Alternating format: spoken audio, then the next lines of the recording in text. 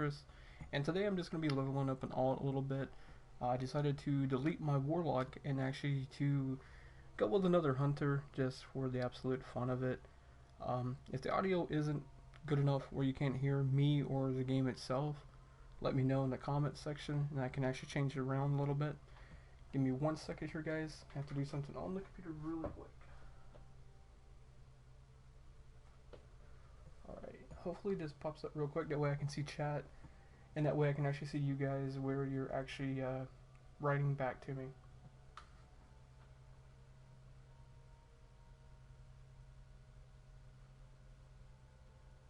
Oh wow. So I haven't done live streaming in an absolute long time, and I'm trying to get back into it and figure out like everything that I haven't been doing properly, I guess you could say. So that's weird. YouTube is not showing my live stream, which is absolutely weird. So,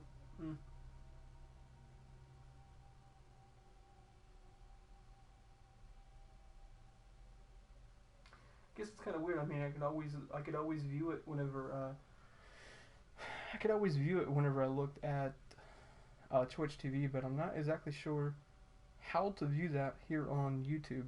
Like I said, I haven't done it in a very long time, so it's been since January, I believe.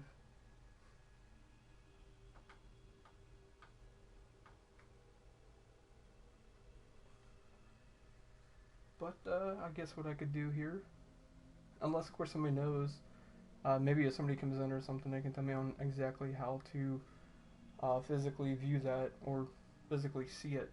I guess I should say, put it that way. Let me refresh it one more time, and I'll see if it's actually just being slow or whatnot. Like I said, it's the first time I've ever done it on YouTube in a while, so maybe they might have changed something, which is weird. Let me click home and see what it does.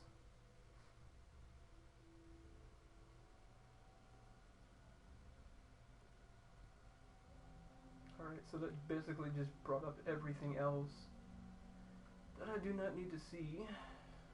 Let me see. Go into my actual channel itself, maybe settings, maybe?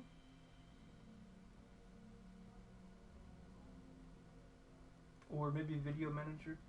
Might work. I'll try video manager.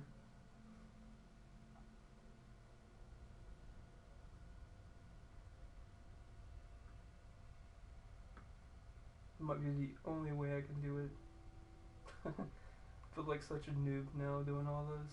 Like I said, it's been such a while since I've actually done it. Or maybe it's just that maybe YouTube doesn't like me live streaming. One of the two. So let me go into live streaming and see if it views there. Okay, that's odd. It's saying I'm actually offline. Which I'm not. I mean, I'm actually online, but I have no idea what this thing is doing.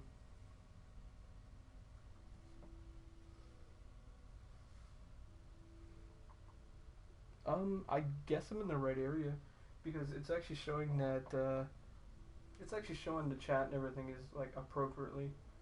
So I guess I'm in the right area, but just not exactly sure. So I'm in the right area. Okay, so it physically was on Video Manager. So now we know. Now the only thing I need to do is just look at the live chat. Okay, so now I got the live chat running. Oh man, that took forever.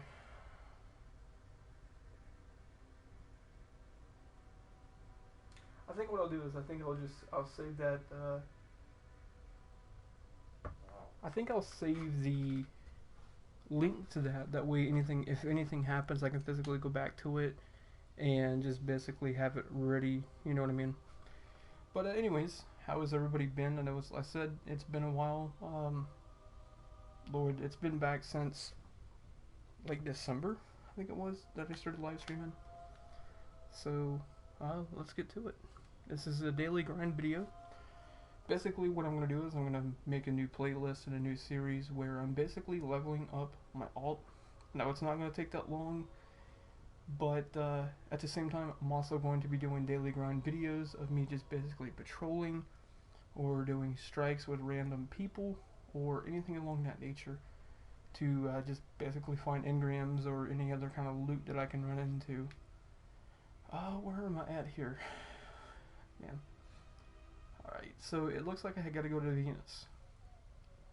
I know this is showing the purple, but I know I don't have to go over there yet. So I'm going to actually go into a few of these. Let's go into the archives. And I will try to be doing everything on the hard difficulty for this character. I don't have hardly any of the talent points or anything open for her. I'll show you guys. I don't even have Night Stalker. I don't even have Blade Dancer unlocked yet. Like, oh my god. We just got this. So I don't have any of that unlocked. I do not have anything hardly for my Gunslinger unlocked. So this is going to literally be, it's going to be a challenge. But I do have some weapons from my other character and from my vault as well, like my Vision Conflux, as well as my Ill Will. I do not have another good Event Horizon. So I think when I get time, I may have to wait on the vendor to see if the vendor actually rolls a good roll on Event Horizon in order for me to get it. Hopefully he sells one that has I want like Exploding Rounds, Triple Tap, and Firefly. That is like my, with Short Gaze, that's ultimately like my favorite sniper rifle build, especially with talent perks. But oh god, what in the world is going over here? Either they have to be hunting Taken, or they're just like a group of people that's just like messing around. Okay, so it is Taken. And they absolutely failed at killing the Taken with 4 people. Oh my god. They literally killed nothing with 4 people. How does that work? And I do believe all 4 of them were 40s. God, that's so sad, dude. So many bad players on this game, like, it literally boggles my mind sometimes when I watch people, especially when I watch people who actually stream this. It blows my mind sometimes. It's like this game is literally almost 4 years old, and half the people who play it, well, I wouldn't say half the people who play it. I want to say like maybe I don't know, not even a half. So literally like maybe, you know, 1/5, 1/6, somewhere around in there, you know. Don't even understand half of the stuff that's in the game, what they're doing. There's so many people who have been carried that I have played with over the course of the 3 years of playing this game. It is so noticeable when you play with people. I actually just got out of a strike yesterday where somebody had all of the flawless gear put onto their character and had no idea anything what they were doing inside of a strike. And I'm going, how do you not know where to go in a strike if you're wearing complete flawless gear? What is, like, what did you do? Like, and I know some people will argue and be like, well, maybe he just PvPs, maybe that's what he does, is you know, that's his thing. But why are you doing a strike?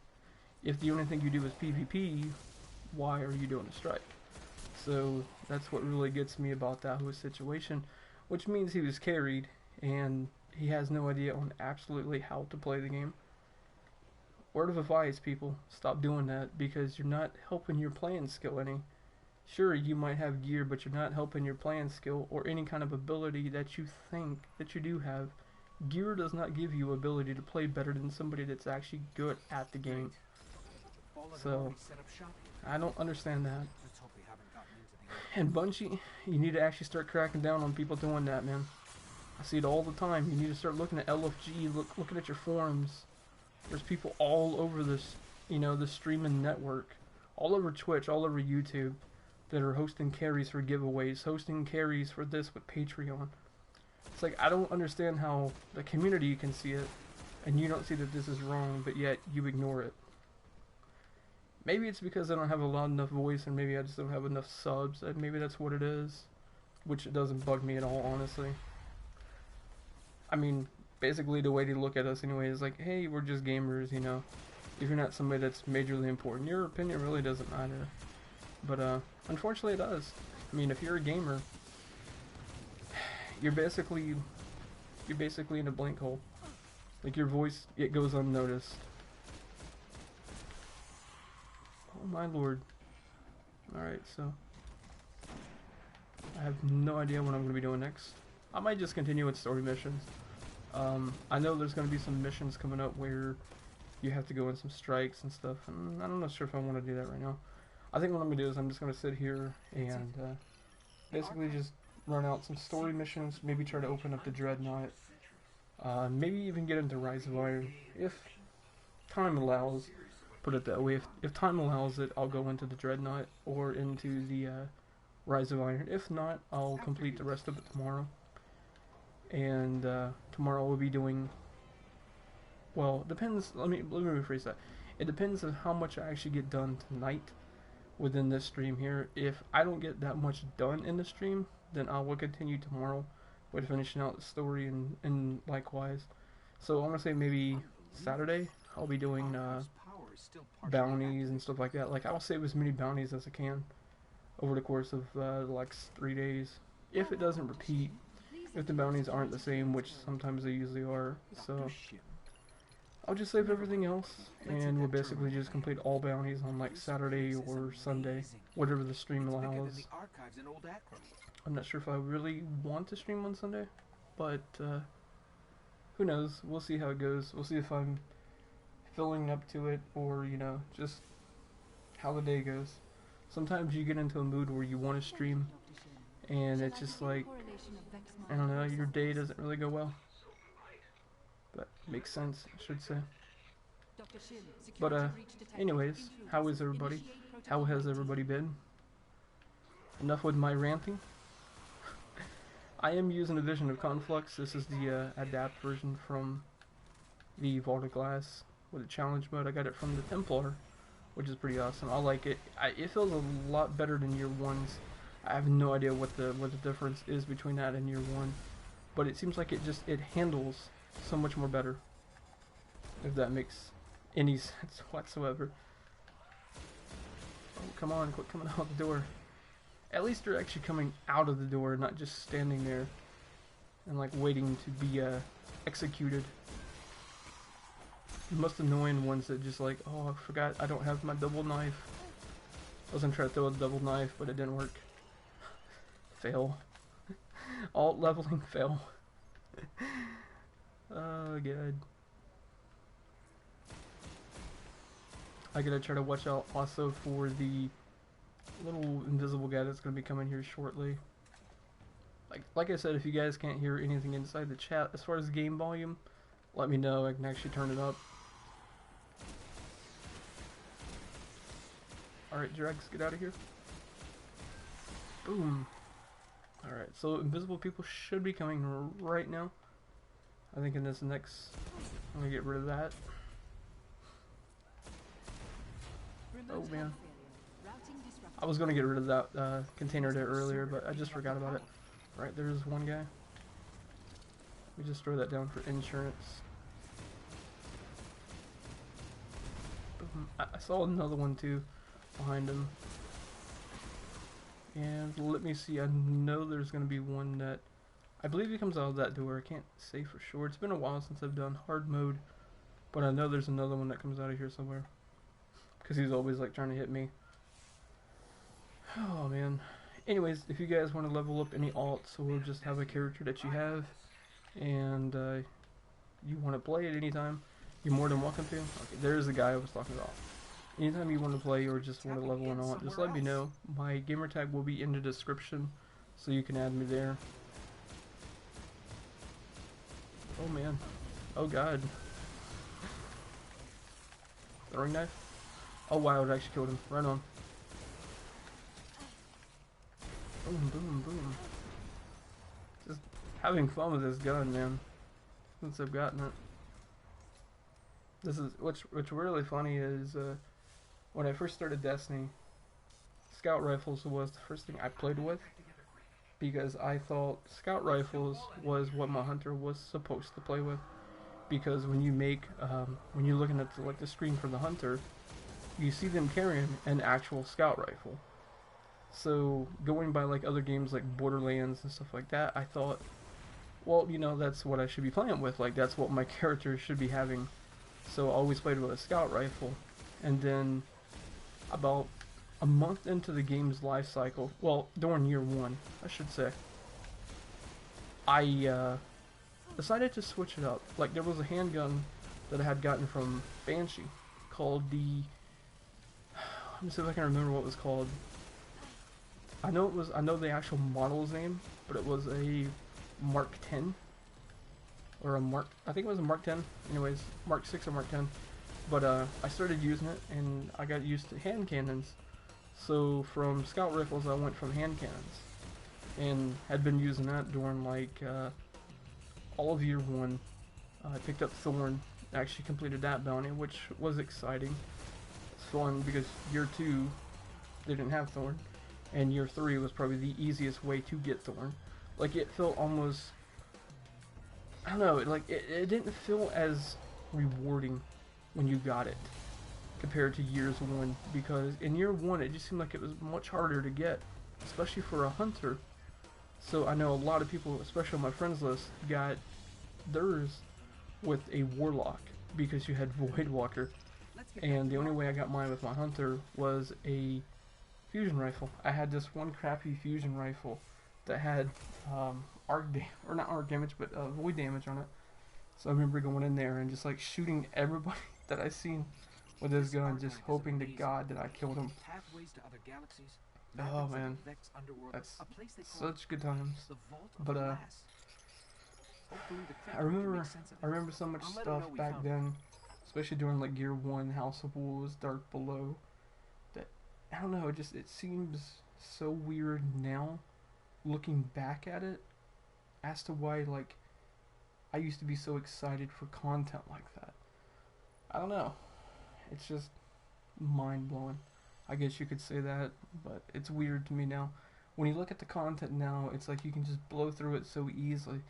I wished what they did was, even though you level up an alt, such as like, a brand new character, I wish they had it to where it went like easy, hard, and then you have the harder difficulty, which is like 320, 340 and up, depending on that story mission. Basically being the very last story mission, I think it's, what is it, the Iron Tomb or whatever it is, would be like, literally like a 390. So as you're progressing up, it's actually progressing up with you. So if you're doing Venus, let's say Venus is, I don't know, 280, and then slowly goes up to like 300, and then Mars would be 300 and up, and then that would lead directly to your Dark Below content, which would also level up with that. So basically anything from your DLCs would start literally at 300. I don't know, it's just an interesting theory why they didn't do it, but it just seems like the whole 240 hard mode, it's really not that challenging when you get down to it, but it just seems like you just blow through it way too quickly. If you're good at the game, you just blow through it way too quickly. That's my only gripe so far, is that point. Oh, I did not want to choose that. My finger actually hit the button. I'm going to stay on Venus and complete the rest of my Venus bounties here. So let's go to, it looks like it's going to be Scourge of Winter. And yeah, I'm going to be doing all DLCs as well. I'll start with Dark Below and just slowly go up into them. I'm not going to skip around or anything, so everything that you're seeing, it might not be in perfect order, but I'll try to get it as perfect order as I possibly can. That way I'm not, jumping all around with everything. Alrighty, let's see what we can find here. I doubt it being any good, but we'll check it out. Sorry for the noise also in the background. I do have a laptop running, and I have my PlayStation running, so sometimes my PlayStation gets a little loud. I've cleaned it. I keep it cleaned. I clean it every month, but it just seems like every time that I do that, it just It's just certain games it does it on. The Division is actually really bad. You can hear it running, like it sounds like it's really going to explode, honestly. But what can you do about it? I wish I had a good PC to actually game on. But, you know, can only do so much with money-wise. I keep jumping for that thing because I'm so used to coming over here on Venus to patrol. God, so terrible. I actually need to complete some of the bounties I got right now. So I may try to do those as well while I'm actually playing the game to level my character. Alright, give me 1 second.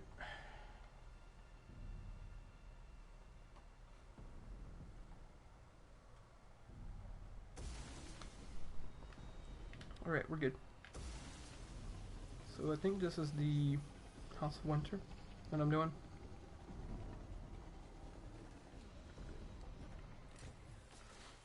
Alright, let's try to complete my heavy kills here too. There we go. I don't think that was 5, I think it was only 4. But there is a group of people that usually spawns down here that can give me 5. There we go. Which is good. Somebody just came here. I have no idea who that is. So I'm just gonna play it cool and just take off. Oh god, wow. I just jumped right into a freaking goalie. Oh man. Not good. And I was watching something else earlier.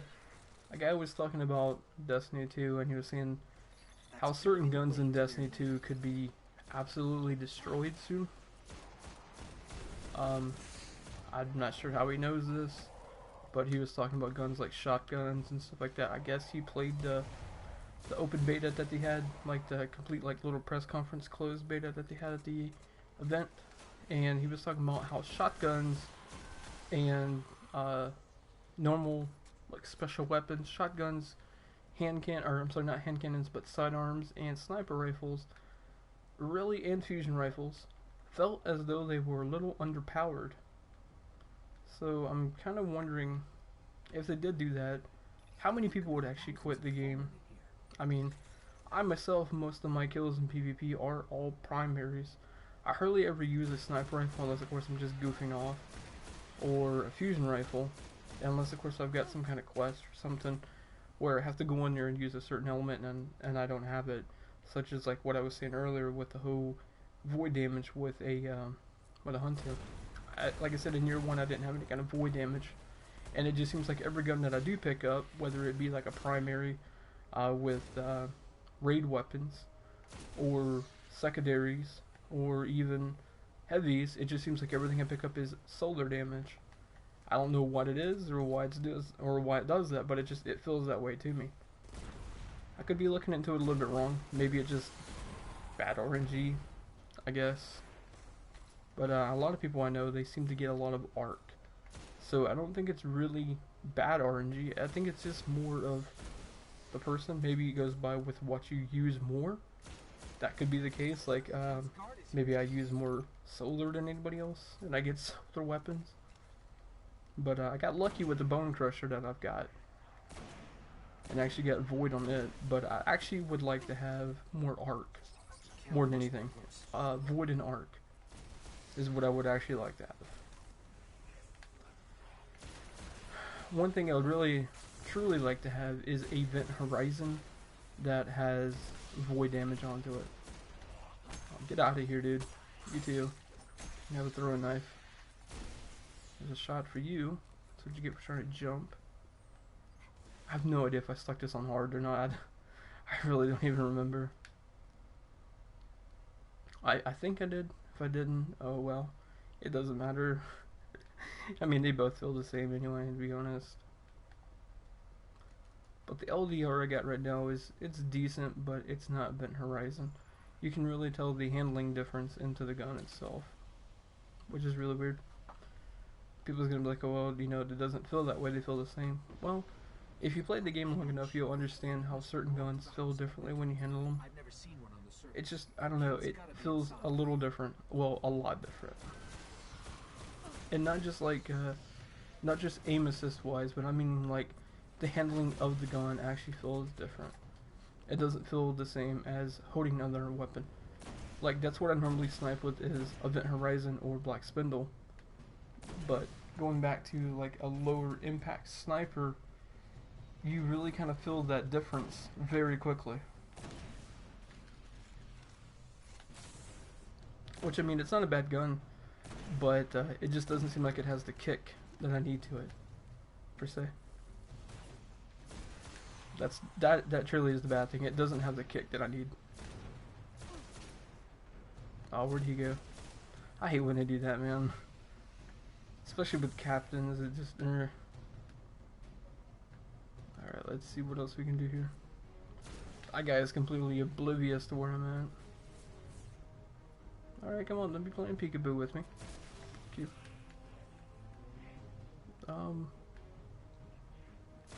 Alright, so everybody's just gonna run around this little box. Okay, cool.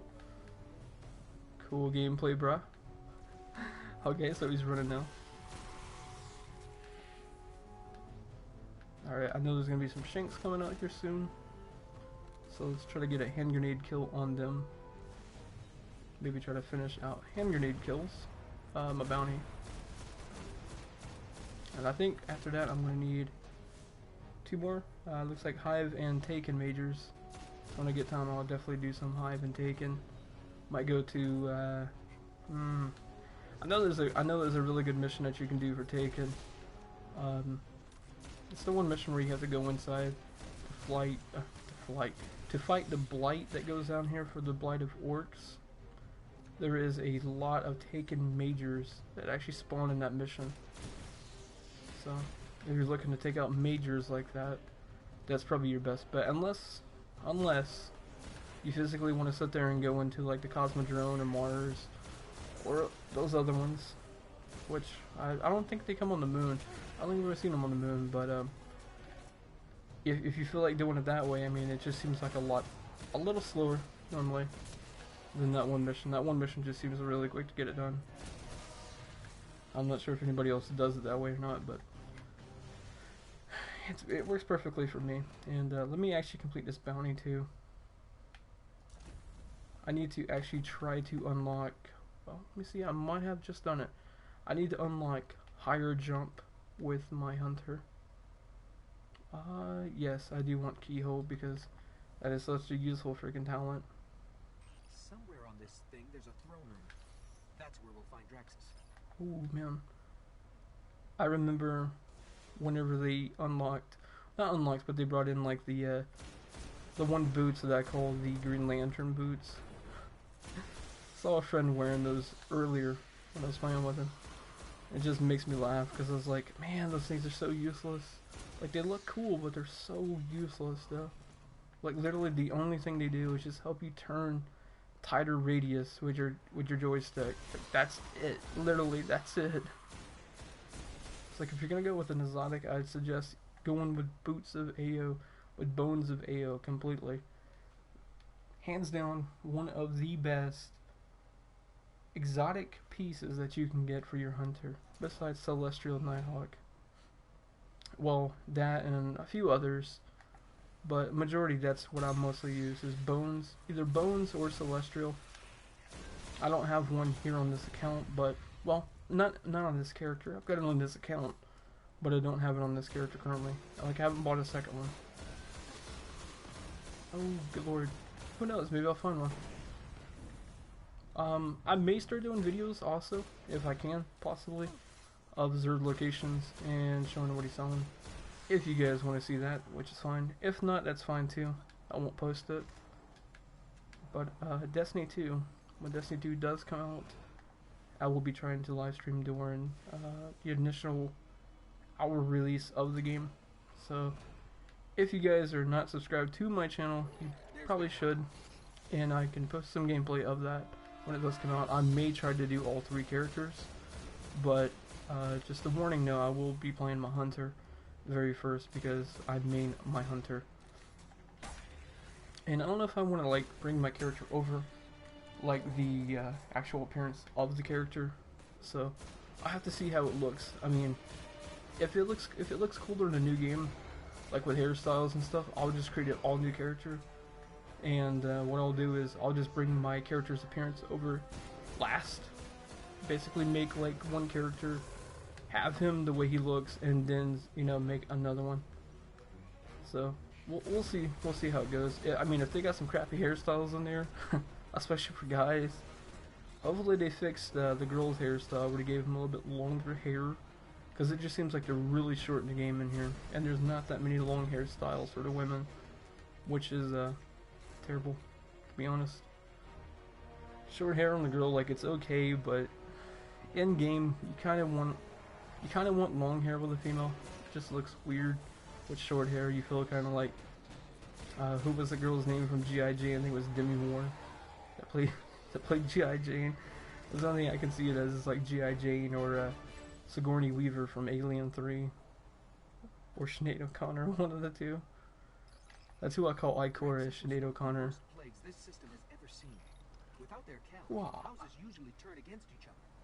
Another thing that's going to be really interesting is to see what they're going to do with Prince Aldrin and as well as Mara Sov, which, if you guys know your lore, that's two characters during the Taken King that are the Prince and Queen of the Awoken.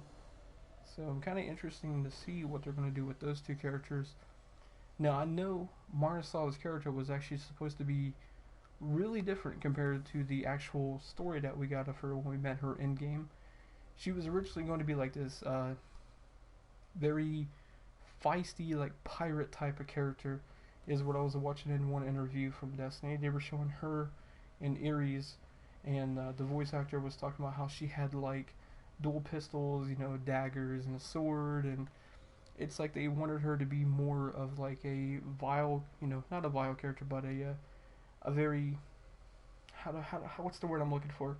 Very fragile at first. And they wanted to kind of like build her up where she's kind of like lost everything, and, you know, upon losing everything, that she's going to become like a very vicious type of girl, you know, a very vicious type of woman, basically, per se, and this is going to be out for blood, basically. But going by what they physically did for the Taken King and showing how the House of Wolves actually turned against her, I think that's going to be a good opening to the game itself. Like, what's physically going to happen is, like, you know, her House of Wolves is turned against her, and she's like, maybe she thinks her brother is actually dead, and that's what's going to literally push her over the edge. Like, her character is going to be much more of a hatred filled, you know, and she's going to like blame the Guardians towards it. I don't know, man, there's just something about like situations like that I love about video games, and that's why I'm kind of interested to see what they're going to do with her character now. Prince Aldrin, you know, if you read the Grimoire cards, Prince Aldrin did not die. In that cinematic, it actually says that he crashed on Mars, and he went out looking for Fallen, from what I understand about the Grimoire card. So I'm curious to see who exactly he ran into. Some people said it's the House of Devils, but I don't know if it is the House of Devils, because going by the Grimoire card, I think it was actually an unknown house that he actually came in contact with. And then you get some people that say, oh, well, that Grimoire card is about, you know, it's before they met Varix and before Varix joined them, and before they got all their, you know, their members of the following that the Queen has right now. But to me, it just seems like it's in no logical order. When you read some of the Grimoire cards and you're physically looking at them, it's like they're trying to tell the old story of what the game used to be, and then trying to also kind of like piece that together with what the story that they got now. And I think that's what's really throwing people off about a lot of stuff in the Grimoire. So I'm really curious to see what they're going to do with all that. Plus, on top of that, they have said that Grimoire Score and Grimoire cards are not coming to Destiny 2. So every piece of story that you see and every piece of lore that you're finding is literally going to be in the game. So, in all honesty, that is awesome. And I like this dude's name right now. Like, his name is Oh man, his name is Vanoss. Vanoss Zombies. I'm about 90% sure that is a fan of him. You know that I gotta say this. Okay, why do people make accounts like that? Like to basically like I remember one time I was in a tower and somebody's name was Markiplier. Wait, did that even go in? Oh, please tell me that. I don't think it did. I think that dude was putting his ghost. I think that dude was putting his ghost in there as I went up there. Oh, you gotta be joking me. Dadgum Vanoss Gaming. Or Vanoss Zombies. Whatever the hell his name was. Alright. Now let's do this again. Oh man. I get so busy talking I get distracted. But anyways, why do people do that? Like I was saying here a few seconds ago, I remember going into the tower one time and somebody actually had an account named Markiplier. I've seen PewDiePie's on here, I've seen Jacksepticeye, I've even seen quite a few. I've seen Goliathan, I've seen King Goliathan, I saw Queen Goliathan, I've run into Dado from quite the time, I've run into a few YouTubers on here once before while doing just random stuff. Professor Bowman, I ran into him. I'm trying to think of the other guy's name. There's a Titan here that plays on YouTube. I think his name is JMP. I think that's what his name is. Very, very nice person here on YouTube. I ran into him one time in the tower, and me and my party were just like, oh, I was like, that's him, that's him. So we inspected him to see if it was the actual person. It was, and we just started like dancing with him, and he joined in with us, which is actually completely funny. So if he ever watches the stream, thanks man, that was actually quite funny. I appreciate that one. It made us laugh, that's for sure. Because most people that you run into here on YouTube, it just, I don't know, it's just like everybody is so, it's so shy when you talk to them sometimes. Especially YouTubers, it's like everybody, they don't want to communicate with anybody. You know, they want to stay in like a little small circle of people, and like that's literally all they talk to. Like for myself, I don't mind talking to other people. I don't mind playing games with other people either. But as far as like streaming or collaborating with people, as long as somebody's like really nice, cool, I don't mind who it is or what they do or any kind of content that they create.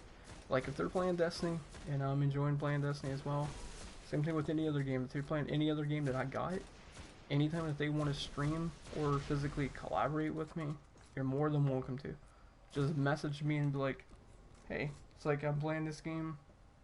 You know, do you want to collaborate sometime? Hey, do you want to do this? Do you want to do something in this game? You know, if I got the game, I'll play it. If I don't have it, I'll sometimes tell people that I don't got the game or I don't own it. But for the majority of the most part, I don't ignore people.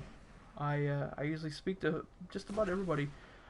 Like the only time I don't really speak back to people is unless of course I'm really extremely busy, or if they're speaking to me in another language, I usually try to go to Google Translate and write back to people. So that's literally about the only times I can't really write back to people. It's the whole language barrier. If I don't know what you're saying, like I can't really talk back to you. Sometimes I will use Google Translate, but if it's like if Google Translator basically tells me that it can't understand it, then it's like, you know, how do you write back to people that you really don't understand what they're saying to you? Like it's not being mean, it's just I don't know what you're saying, basically. And I've actually had a few comments over the years. I've been here on YouTube. It's just like I can't really comment back. I don't know how to. But well, I don't know how to come back to somebody that's talking in another language. Put it that way. Not that I don't know how to comment somebody back. I comment actually anybody here on YouTube. If somebody comes onto my profile, they say something to me, whether it be like direct criticism or just complete randomness, I'll talk back to them.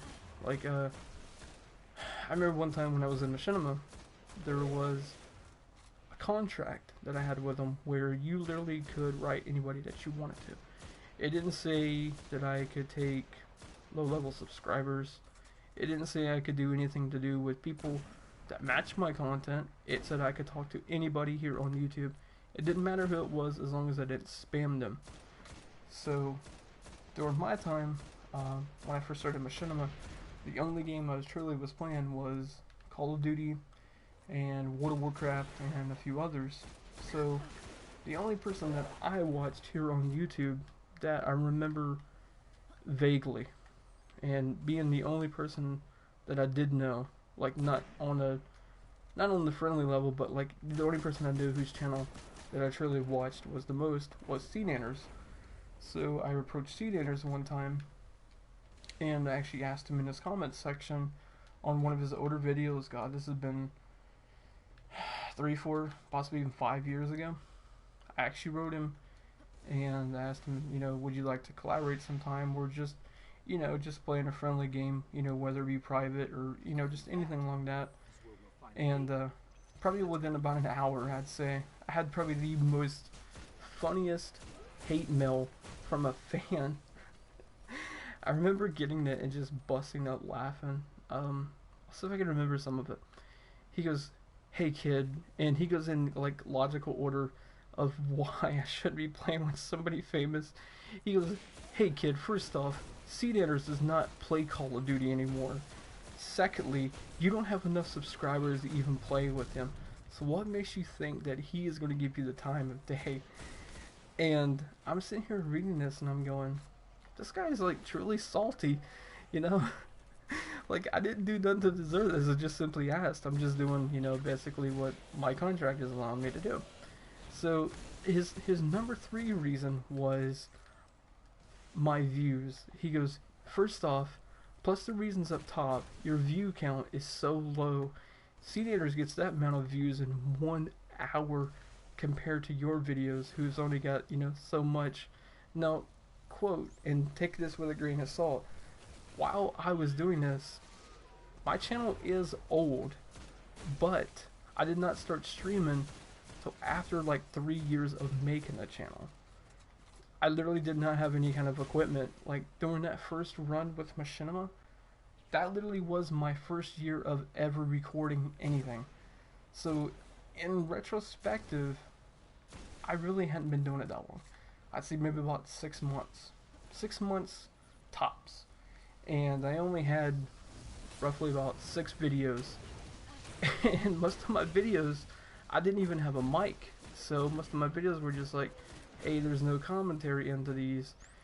And what really made it funny was, I'm sitting here reading the guy's comment, and I didn't say nothing back to him at first. Like, I took it as like, okay, you know, he's giving me advice. You know, I think I should probably take it. And what, like I was just saying, like I come back to anybody, like I write him back. I know he was meaning this in a very hateful way towards me, but I turned it around and I actually told him, I was like, hey, I appreciate the criticism. I was like, I appreciate what you're saying. I was like, I didn't know anything about like growing a channel. I didn't know anything about growing a channel with other people. I didn't know anything about collaboration or anything like that. I thought it was just like, hey, you know, you basically go talk to a person, that person says yes or no, per se, and I thought that's how it worked. Like I said, I was new to it. I really didn't understand the terminology and all that stuff with YouTube. So I took it, I'm going, maybe I should. You know, maybe I should go find some people that's got like the same amount of content that I create, or, you know, the same amount of subscribers. I took it in a very friendly and very open, criticistic way, basically, per se. I didn't get mad about it. I didn't get upset about it. But what gets me is, how did he know all of this information about a YouTuber? And here's the funny part. The whole message that he wrote me, him saying that, you know, SeaNanners did not play Call of Duty anymore. When Call of Duty 2 came out, SeaNanners actually was playing Call of Duty. So by the time of this recording, this was Ghost had just come out and was being released, and that's basically what I was recording at the time. So about 4 or 5 months later, there was a video from CNNer's channel where he was actually playing Call of Duty. He was going back and doing something on Ghost. I forgot what it was. It was like some kind of like little video series where he had with Sark and Hutch. And what made it funny was I'm sitting here going, this guy just sit here and wrote this message to me, and he has no idea what he's talking about on this guy's channel. It's like, at that point, it's just like I started to realize like fans here on YouTube literally are crazy when it comes to fan base. It's like I hope to God, if I ever get famous, I hope to God none of my fan base is like that. Like, I want negative comments on other people's channel. If somebody comes to me and asks me a question, I usually try to reply to as many people as I possibly can here on my YouTube channel, whether if it's negative, positive, anything. If somebody is telling me that what I'm doing isn't working, I turn that around and say, okay, I can turn that in very positive. Sometimes I get tired of comments when I log on to YouTube and people was like, oh hey, great video, enjoyed the stream, or enjoyed the way you did this and that, and there's no voluntary follow-up of criticism that comes afterwards. By the way, I'm gonna skip this. I'm not making you guys watch cutscenes, especially that one. Anyways, like I was saying, I want more people to be more to send negative feedback to me.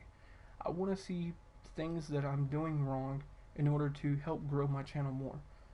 I don't want just comments saying, hey, great video, or good job, or something like that. If you're genuine with saying it, be like, hey, good job, but hey, this, you could have done this differently, or great video, man, but you could have do this and don't do this as much. That sort of thing. I want more criticism to show me what I'm doing wrong, because if I don't get criticism, especially with just like I wouldn't say like major negative criticism, but just criticism where somebody is telling me, you're doing this too much, or you're doing too much of this. It helps me because I can actually take that, change it, and then be like, okay, well, this is not what people are wanting to see. This is not what people are wanting me to do. I can actually help grow my channel through that. If you guys are just physically saying the same thing over and over, it makes me look as though this is what you guys are wanting me to do. This is what you're wanting me to see. This is what you're actually wanting to see. So take that with a grain of salt, But I don't know. I don't really have a lot of people. And no, I'm not giving this guy money. He takes your freaking money. So again, like I was saying before I got distracted there, I don't really know a lot of people that live streams anymore. I don't know a lot of people here on my friends list that actually live streams. So that kind of makes it hard when it comes to collaborating with people. I know people who play the game, but I don't know people who actually live stream while playing the game. That is kind of like the bad part of it. I don't know many people who actually live stream. I actually don't know a lot of people outside of the gaming system anyway, so that makes it even more harder, especially with friends and stuff. But that's one reason why I started YouTube. I started YouTube to find friends to actually play games with, actually connect with people and actually enjoy them, whether it be friendships or just friends who play games with me, one of the two. But it seems like more and more people are getting to the point where they're taking these little small circles, and literally that's all they want to stay into, is like a little small circle, and that's all they game with. But I don't know. To me, like, I prefer to be more open with the people I play with. So if, like, again, like I said earlier, if somebody ever wanted to play with me, you're more than welcome to message me and just ask. Or if you just need help leveling a character, I'm more than glad to sit here and spend time to help leveling somebody's character. I don't mind. I've done it countless of times for friends on here. I've done it for people I don't even know, to be honest. So let me actually see what's on that rocket launcher. I don't normally play with rocket launchers, but we shall see. I don't know. Like, I'm curious. I'm tempted to keep it just because I don't have a rocket launcher for this character. Well, I got Galley, but I don't like using Galley that much. I know people were in love with Gallahorn, but it's just, I don't know, man. I don't really like to use Galley that much. I prefer to use light machine guns. Sometimes the swords. I like the swords a lot, actually. I think they're probably one of the greatest additions to this game. I just wish they had more melee based weapons other than that. Oh man, I shouldn't have done that because now it's gonna tell me to go back and start doing all of those. So I'm not gonna replay that mission for you guys. I'm not gonna sit back here and make you guys watch me do that mission again. So I'm gonna go to Earth and I'm just gonna patrol on Earth for a little bit. If that's fine with you guys, if there ain't no problems with it. Oh man.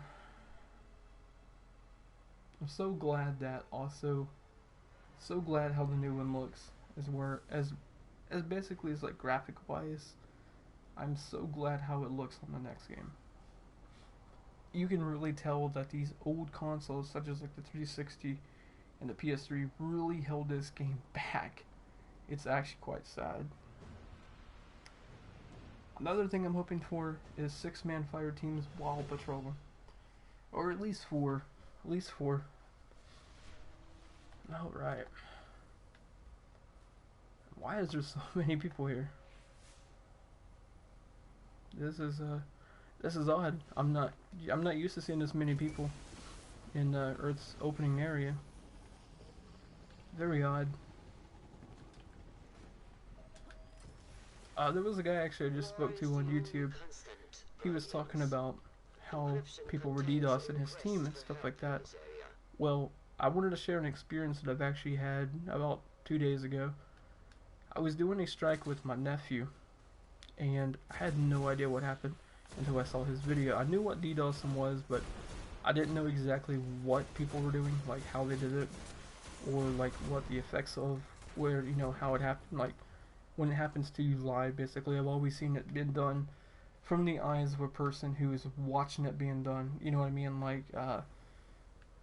Like in the guy's video, his teammates are disappearing. I'm basically seeing what they're doing to his friends, basically, in that perspective is what I'm meaning. So, in the strike, we were doing Omnigul.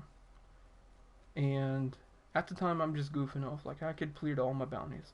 I didn't have nothing to do. I was basically just helping my nephew. Just, like, run through a few strikes to get his box and stuff. So, we're doing Omnigul. We get up to Omnigul's first time encounter, where you meet her in that little hallway. And she starts spawning, like, all the thralls and the ogre and all that stuff, all the knights. As I shot a rocket, I hit her with a Celestial Nighthawk. It took her shield down, killed her. Well, it didn't kill her, but it took her health down to about one third of her health. And all of a sudden, as I'm going to load my rocket launcher, it just keeps reloading. And I'm going, okay. And as it's like constantly in a flow of reloading the rocket launcher, all the enemies are just standing there in front of me. Like there is a ton of thralls that are not hitting me or anything. So I instantly just say, what the hell is going on here? Like I even said it on in the party chat as I'm playing with it, and I'm going, what the hell is going on? And then as I'm talking, all of a sudden I get kicked out of the party. The game is still running, and now I'm in voice chat. So I told him, I was like, hey Star, I was like, I'm completely out of the party chat. I was like, send me another party invite. Thralls are still standing here, by the way, and I'm still in the animation of reloading my rocket launcher. Like, it's just like on a constant loop of reloading. So after a few seconds of seeing the same animations, everything goes off. I get logged out of the game. I get logged out of the party. My internet goes out. My game goes all the way back to the screen, the actual title screen.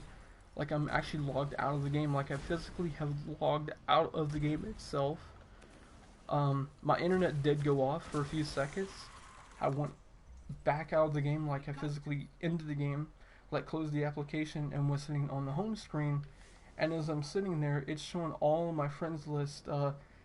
You know how whenever you physically, like your internet goes out or your Wi-Fi is not physically showing up too well, and it shows on your friends list that all your friends have got that little smiley, like that little gray smiley face?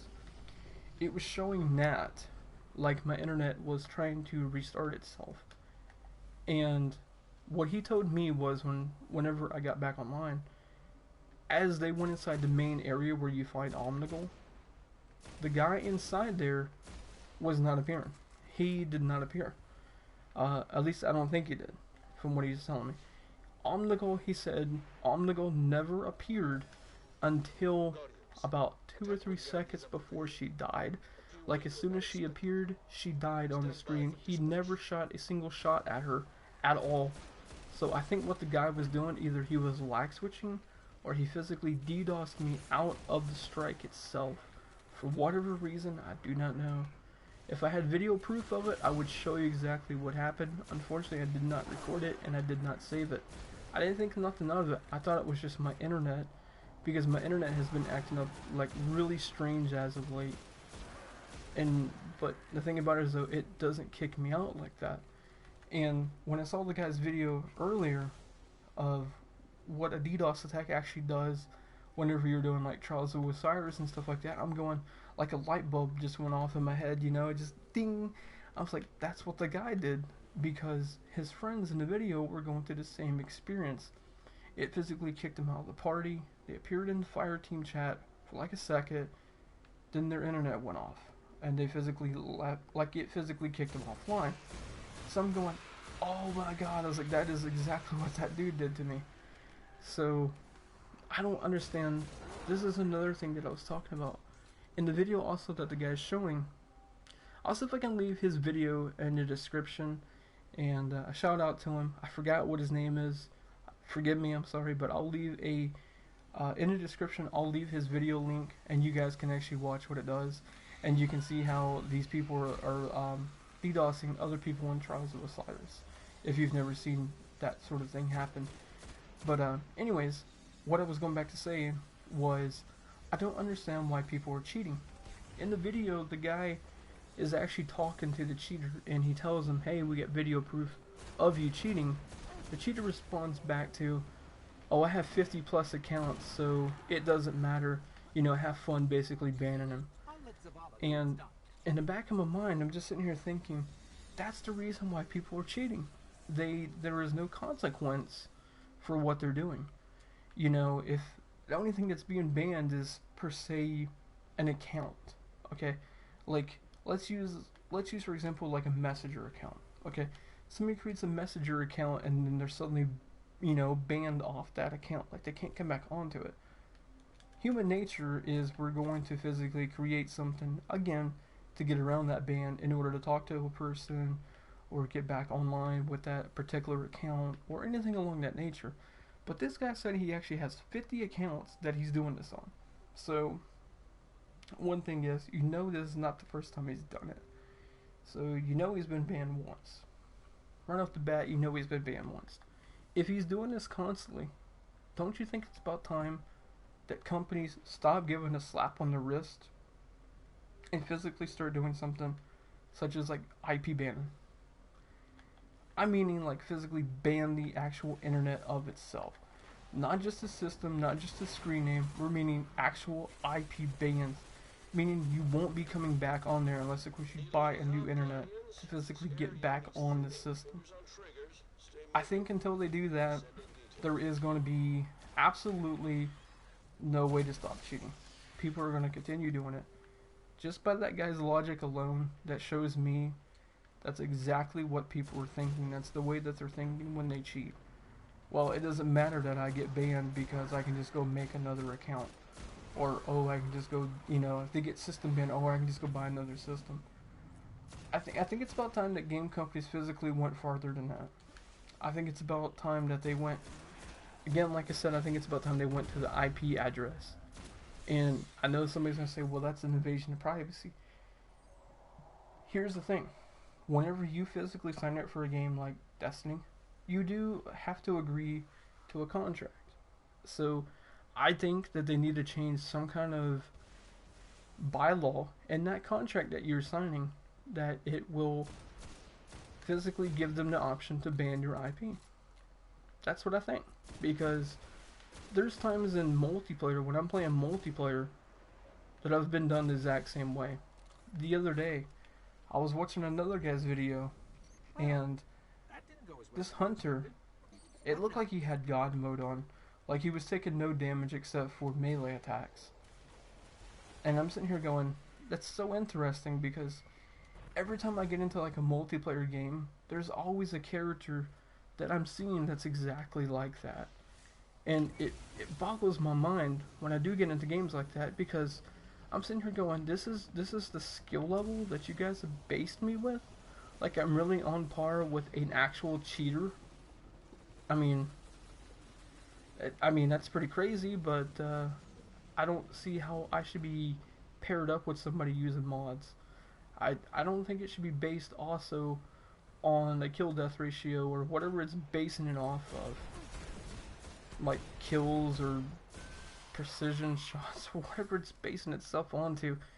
I think it needs to be based more around the actual regional connection. There's a lot of times when I play multiplayer on here, my connection is usually in and around yellow. And most of the people that I'm playing with are red barring. Yesterday, I was playing a game of Clash, I think it was, or maybe it was Supremacy, one of the two. This entire room was red barring. And the only other person that was in the room was another, I don't know if he was a hunter or if he was a warlock, but he was the only guy besides me that they actually had a yellow bar. And this game, man, oh my lord, this game was so laggy. Like you would shoot somebody and literally about 10 seconds later that person would physically die. It reminded me of old Call of Duty 4 days where you would snipe somebody in the middle of like something like a backlot and you would see them running for a few seconds and then just like collapse. It brought back some really bad memories. But as far as multiplayer goes on here, I don't normally play a lot of multiplayer. I'm usually pretty casual with it. The only time I go into multiplayer is unless of course I'm just looking to have just play one or two games and just leave basically, or unless I'm in there for like a specific reason, like a quest or just helping somebody out, I should say. Like just playing with them, or if they want to jump into a game and stuff like that. Just those sort of reasons. I'm not really the type of person that really wants to go into multiplayer because I get annoyed very easily at stupid things that people do, especially Titans. Like I don't hate Titans, but I hate the way people play Titans. The way that they get some of the stuff in the game, it's really frustrating. Almost every attack that they have is an instant kill, and that really annoys the hell out of me. Especially with shotguns. Shotguns really annoy me too.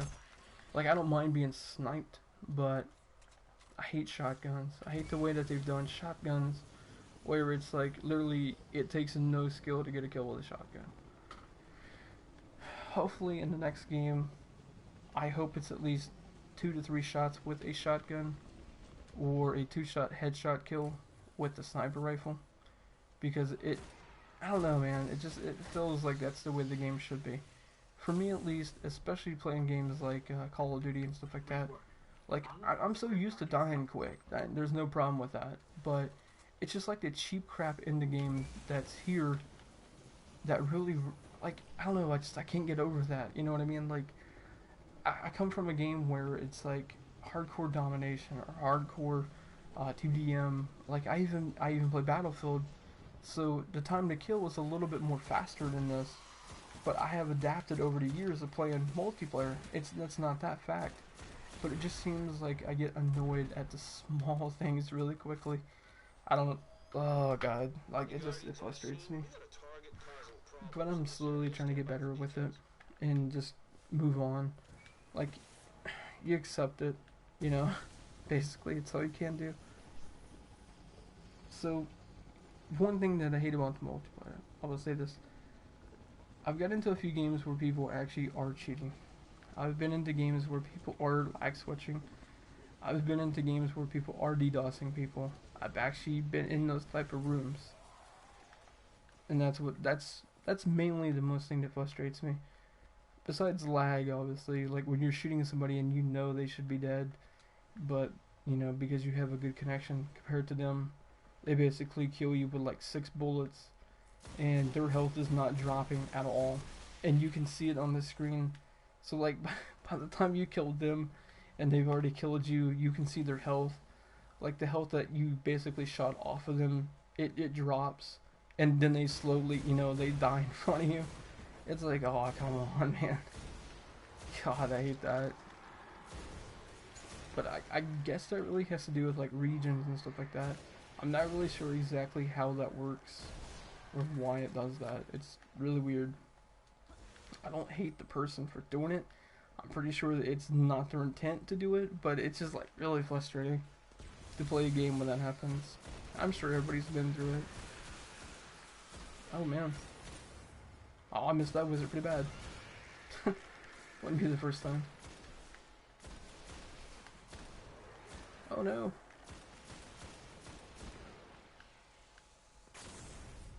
I'm surprised that didn't hit me. I was kind of in the way of it. I was trying to move, but it was just like, eh. My hunter was too fat, apparently.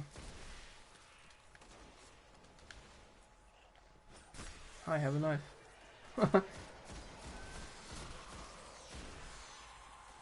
So I was looking on Bungie.net yesterday, and I noticed they had prop weapons on there, like the Hammer of Soul and the knife, like the throwing knife that you get with your hunter. And I'm really looking at it. I'm going, didn't somebody do this on YouTube already? Like didn't somebody like physically print out a thorn, like a thorn replica of a 3D printer, stuff like that. They're like trying to sell something on there for like almost $130, and I think the Titan Hammer was like $300, $400. And I'm going, why? Like, what purpose? Like, the only thing you're gonna do is gonna set it on top of a desk, literally. Like, that's literally all you're gonna do is just gonna set it on top of a desk. It's gonna sit there, it's gonna collect dust, and it's not really holding a purpose. It's just, hey, I spent $300, $400 on this. It's like, I don't know. I think I would probably want to spend, if I'm spending $400, I probably want to spend $400 on something that's actually worth it, actually worth having. Like, I remember when Destiny 1 came out, they had the whole collector's edition where it had that ghost that came with it. I wanted it just because it was cool and I liked the game. But I started looking at it and I'm going, it's a ghost. It's really not holding any purpose. Just seeing that you basically got it. And what's really funny is, I remember when I was at GameStop picking up the game, there was a guy that actually had purchased it, and he wanted to see what it looked like. He couldn't get the game, but he was actually able to look at the ghost, like open the package and stuff like that. And this thing, it felt like, how to describe it? It felt like it was so cheap. I guess you could say. It only had a couple of phrases that it spoke, and it just felt like something that you would find at like a Walmart, or something along that nature. Like, it felt like a kid's toy. Like, you would go over in the kids section and just pick it up and basically buy it. Like, do you remember the action figures from the early 90s where you would just push a button on the action figure and it would say something, and it had like maybe like 3 or 4 phrases to it? That's exactly how it felt. And they're sitting here going, okay, this is $120, I think it was $130, something around that. And I'm going, the only thing you're buying is just something that's just speaking 2 or 3 phrases, and it's literally just like hard plastic. It's a toy. It's basically a toy. You're basically just spending like almost $200 for a plastic piece of toy. That's all it was. And I remember the guy's face also, and I still remember this. The dude's face, when the dude took it out, and the guy at GameStop physically opened up the box, he took it out, his face was just sheer disappointment. He thought it was metal, is what he thought. He thought the thing was going to be completely made out of metal. Because I remember him saying to the clerk that was there, he goes, this feels like plastic. He goes, I thought it was metal. And the clerk's like, oh no, it's just something that you can just stick on your desk, for just like a paperweight or something. And I'm just sitting here going, you basically spent $130 on a plastic piece of paperweight. Something that you could easily put over there. I mean, you could have went and bought like a clock. You could have bought anything, a little desk clock, or You know, even one of the little bobbleheads that you could buy. I mean, that's what I've got on my desk right now. Is a Winter Soldier bobblehead. So, and I didn't spend $130 for it. I don't know. Like, people sometimes go overboard with money. I don't understand why they spend it on such stupid things. Sentimental value, I guess, or just they just want to say they got it. One of the two reasons. It just seems pointless to me to just buy something that's 130 some dollars and just have it sitting on a desk like doing nothing, literally nothing. Now, if it was something cool, sure, would be nothing wrong with it. If it was actually worth the money, but for a piece of plastic with only a couple phrases to it, no. Surely you guys remember Modern Warfare 2. When Modern Warfare 2 came out, it had that whole night vision goggles like gimmick that they were going for it. And you could buy, you know, it actually worked and stuff like that. And I'm sitting here going, why did you buy a game to buy night vision goggles? Like, what was the purpose of that? Why did you physically purchase a game to buy night vision goggles? Well, like, why not just go out and buy an actual thing of night vision goggles? Like, if that's what you wanted. And I heard they worked, but I'm just wondering why you would spend so much money on something that you probably could buy like for $25. Any outdoor store you physically can buy like night vision goggles, night vision binoculars, all that stuff for like less than like $30. I don't understand it. Like, I literally think people just buy junk from games like that just to say they got it. Oh yeah, you know, I bought that. Alright, dude. I'm not sure what that dude's doing. Have a throwing knife. Let me see how far this rifle's got. If it's finished, I'll switch over and we'll play. I want to play with my hand cannon. We'll go with ILO. And I'm also looking for a chest piece as well. I'm looking for a chest piece and a helmet and a cloak. For the chest piece, I'm looking for one that's got infusion and inverse shadow. For the chest piece, I'm looking for something where I can carry more sniper ammo. And for the cloak, it really doesn't matter. I'm just wanting to get my taken armor and put inside the vault to where I don't accidentally break it down, or heaven forbid I infuse it into something else, which I don't really want to do. But the reason why I want to get rid of them, just basically put them back in the vault, is they don't really have any kind of rolls that I normally use onto anything. Auto rifles, I use auto rifles, but it just seems like everything else was just like completely pointless on it. Like the helmet, the boots, and everything, especially the cloak. There was no good perks on it. Like, it literally was just like whatever they wanted to slap on the gear. Like, I don't know if it changes or whatnot, but every piece that I got, it just seemed like all the same. Especially from the kiosk. The kiosk itself, it seemed like it kept giving me literally the exact same perks on the gear itself. So I just took whatever, you know, basically I just took whatever the game gave me. And on top of that, it's a very rare set piece.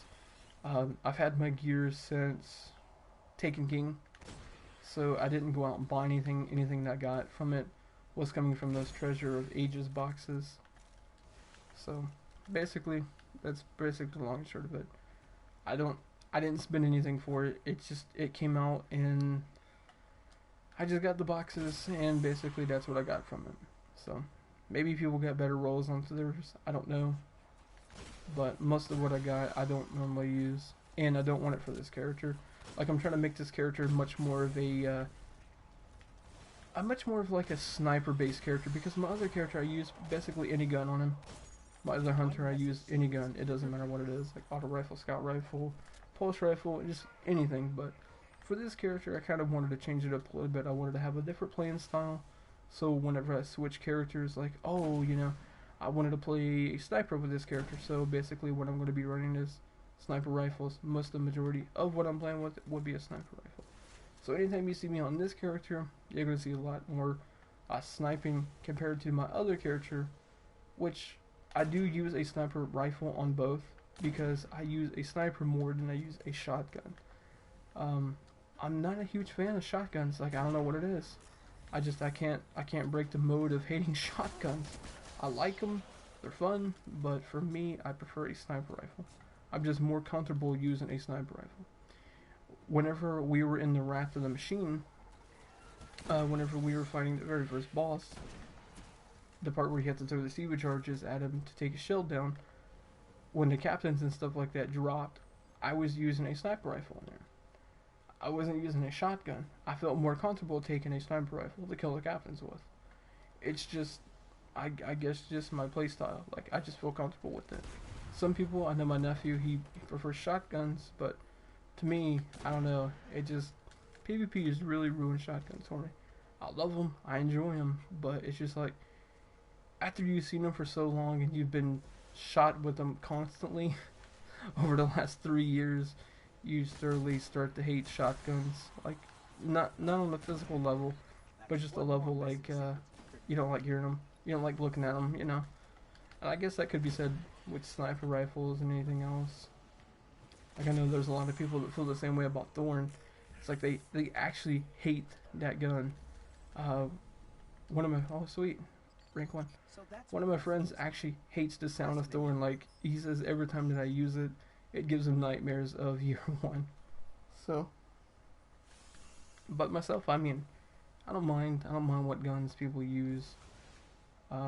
Mida is slowly becoming one of my least favorite to hear. God, I hate it. It just seems like more and more people playing with that gun here lately. And I think it's because of the whole buff that basically scout rifles got. So it's like, you're probably going to see a lot more of that. And I don't think the whole meta is going to die of scout rifles. Especially with Mida. Mida's going to be around for a while. And I hope to God it's not in part 2. I hope to God it's not in part 2. I don't want to hear that top noise every time I go into a multiplayer game. Literally, when I go into a full game, like, that's all I see is Mida.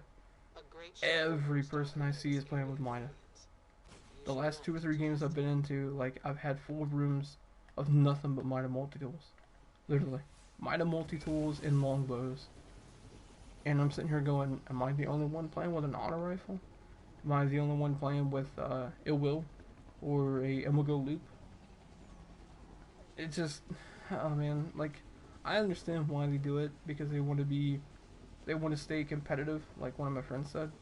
I understand the reason why they do it, but it's like, I really wish they had a game mode where it's like, it's not really competitive, but at the same time, I kind of wish that they would do, like, God, how to describe it, like, I wish they would get away sometimes from the whole competitiveness of the game and just have it to where you basically could do anything you wanted, kind of like a private match, but have it also public. Like, you could choose to be public, and you literally could just, you know, do whatever you wanted to do in a game. Like, it didn't take anything seriously. Like, there's no stats being kept. There's no, you know, well, stats basically. There's nothing that you can do in the game where it's like allowing you to be competitive. You know what I mean? Like, it's basically just like chill lobby, as you would say. But you could rank up and stuff like that. I really wish they would put bots in here. Me personally, I really would love to see a game mode where, especially in multiplayer, where you could actually play with bots and turn bots on. I think that would be a great addition to the game. Especially for me, sometimes my controller is actually broke. My right joystick doesn't actually turn the way that it properly should do. So if anybody goes on my right side, it's like I can't turn fast enough to shoot them sometimes. Unless, of course, I spin all the way around or I catch them off guard or something like that.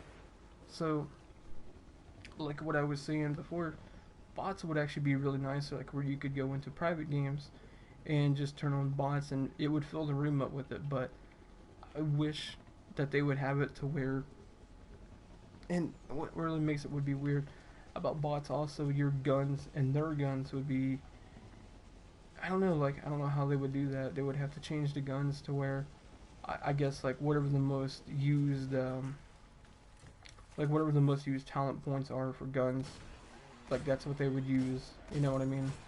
Like, if somebody's using, like, rifle bearing exploding rounds, and stuff like that. Like that's what the bots guns would be using all the time. Like that's what you literally would be shot with.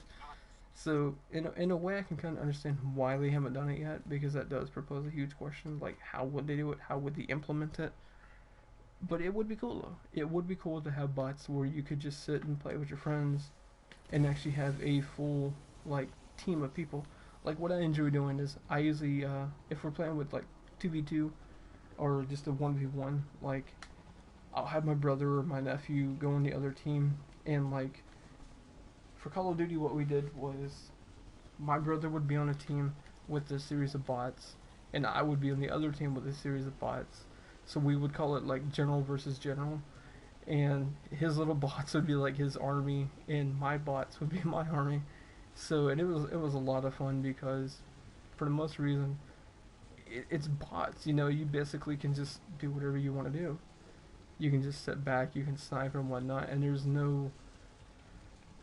really no like competitive feel to it. When I play games nowadays, it's just like I'm more laid back. I don't really want to do good anymore, and I really don't want to do bad. So it's like I'm kind of in between. I don't mind losing games. I could care less. I don't care about my win-loss record, and stuff like that. I don't care about it. I don't care about my kill death ratio. I don't care about stats. I don't care about none of that. Like I just go in to play the game. If I do good, do good. If I do bad, I do bad. Basically the long and short of it. But there's some people that I've seen, like that's all they live for is to do good. Like that's all they want to do. And when they start doing bad, it's just like their whole world has just ended. And I don't understand that. Like, what? What just happened right there? Like, I know I shot him, but it just like literally went through him. I missed. Hit him in the leg, but anyways, what I was saying was, it's like people, they only want to do good in a video game anymore. Like, there's no fun in gaming anymore. Literally, it's just like, you get thrown into a room where people just, they want to be either an MLG wannabe or, some semi-looking pro where they try to be something that they're not. Or you get thrown into the category of like, oh god, it's one of those rooms where everybody's cheating or glitching or using some kind of mod. Like, I don't understand that. I really don't. One game I got into over the course of last week was a guy using a Hawksaw full auto. And I'm not meaning like the full auto normal perk onto it. It was literally full auto. He had the gun full auto. It sounded like Dr. Napassin when he was shooting it.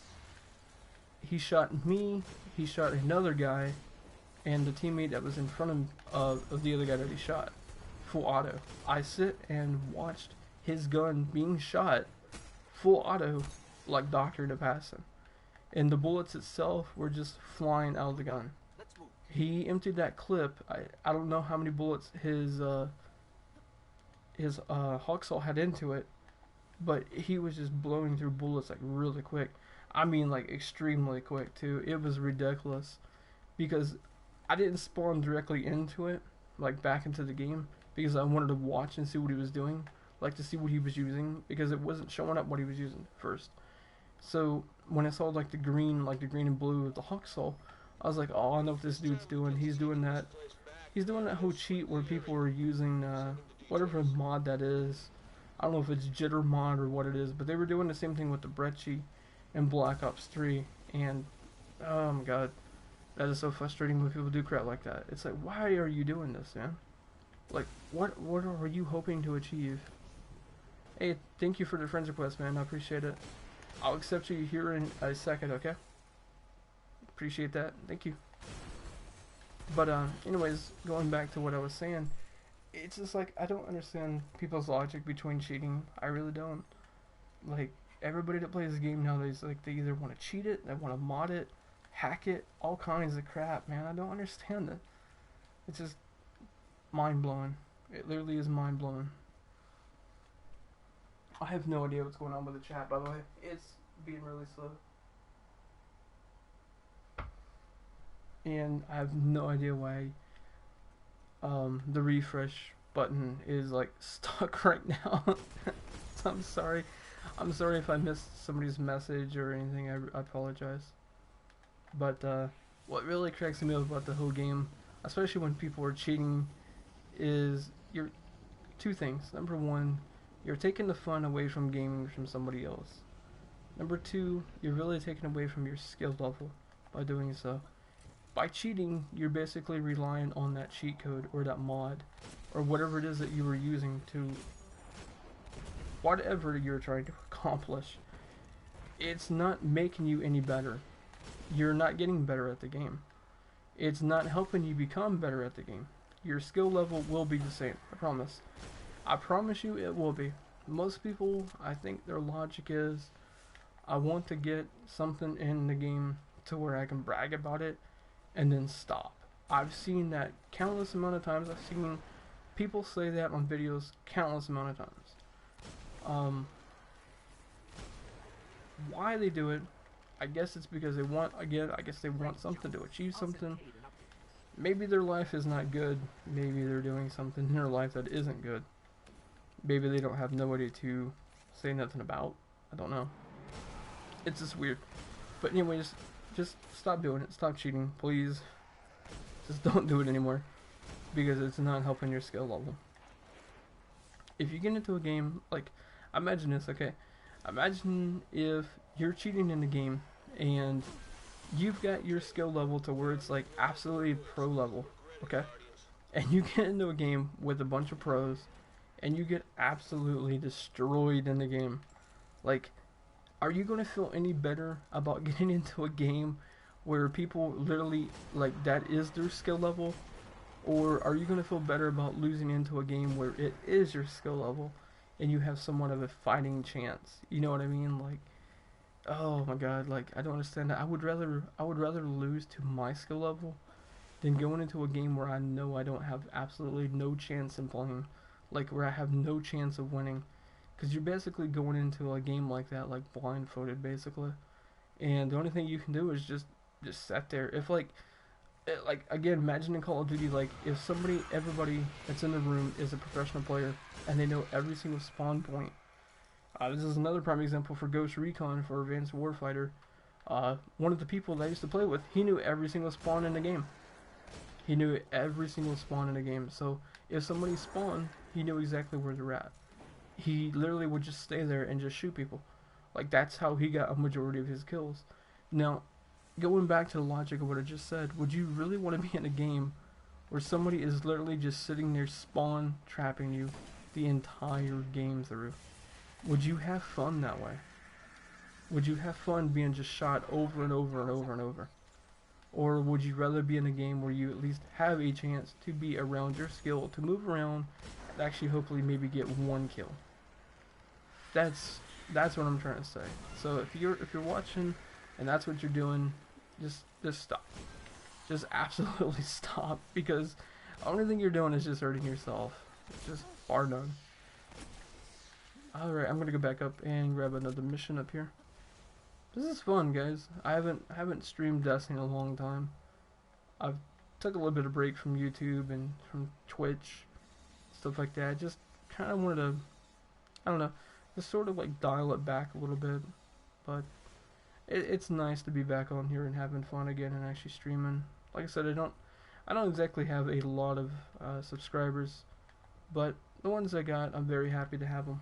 And you know, if I get more, that's fine too. If I don't, that's fine as well. Either way, I'm just happy to be playing games. Anytime I live stream, I enjoy live streaming a lot. I enjoy making videos and everything else. Myself, and as well as a few others that I know, they're the same way. They just enjoy doing it. But, you know, they're not looking to become famous or big known people or anything like that. They just enjoy doing it for just the sheer fun of it. To me, it's fun being in front of a camera and actually just showcasing, like, you know, you playing a game or showing off a game or just interacting with people and stuff like that. Oh, get that two-piece. Right on. I think there's another gun that has been eluding me too, is Vex. Vex Mythicos and Red Spectre. Oh, I just took that guy's kill. My bad. I'll get away from you, dude. I didn't mean to do that. I don't like taking people's kills. I didn't know he was going to throw it either, but Vex Mythicos and Red Spectre are the two guns that has been eluding me since I've been playing the game. I can't get a Red Spectre for some reason. I can get a Luna, I can get a Manador, but I cannot get a Red Spectre for the life of me. Like, every time I go into PvP, it's like, oh, Blue Ingrim. It's like, oh boy. It's like, I really wanted that Blue Ingrim that I couldn't get from absolutely anywhere else. It's like, thanks, Bungie. I appreciate it. I'll update new monarchy. Alright, I'm gonna grab this mission over here too. I'm just trying to grab as many missions as I can, just to help get some of my my talents on my character. I should have known it was back there. For some reason I was thinking it was Object 630, which is that tank. So I was like, yay, I'm gonna head back over there and just get that out of the way.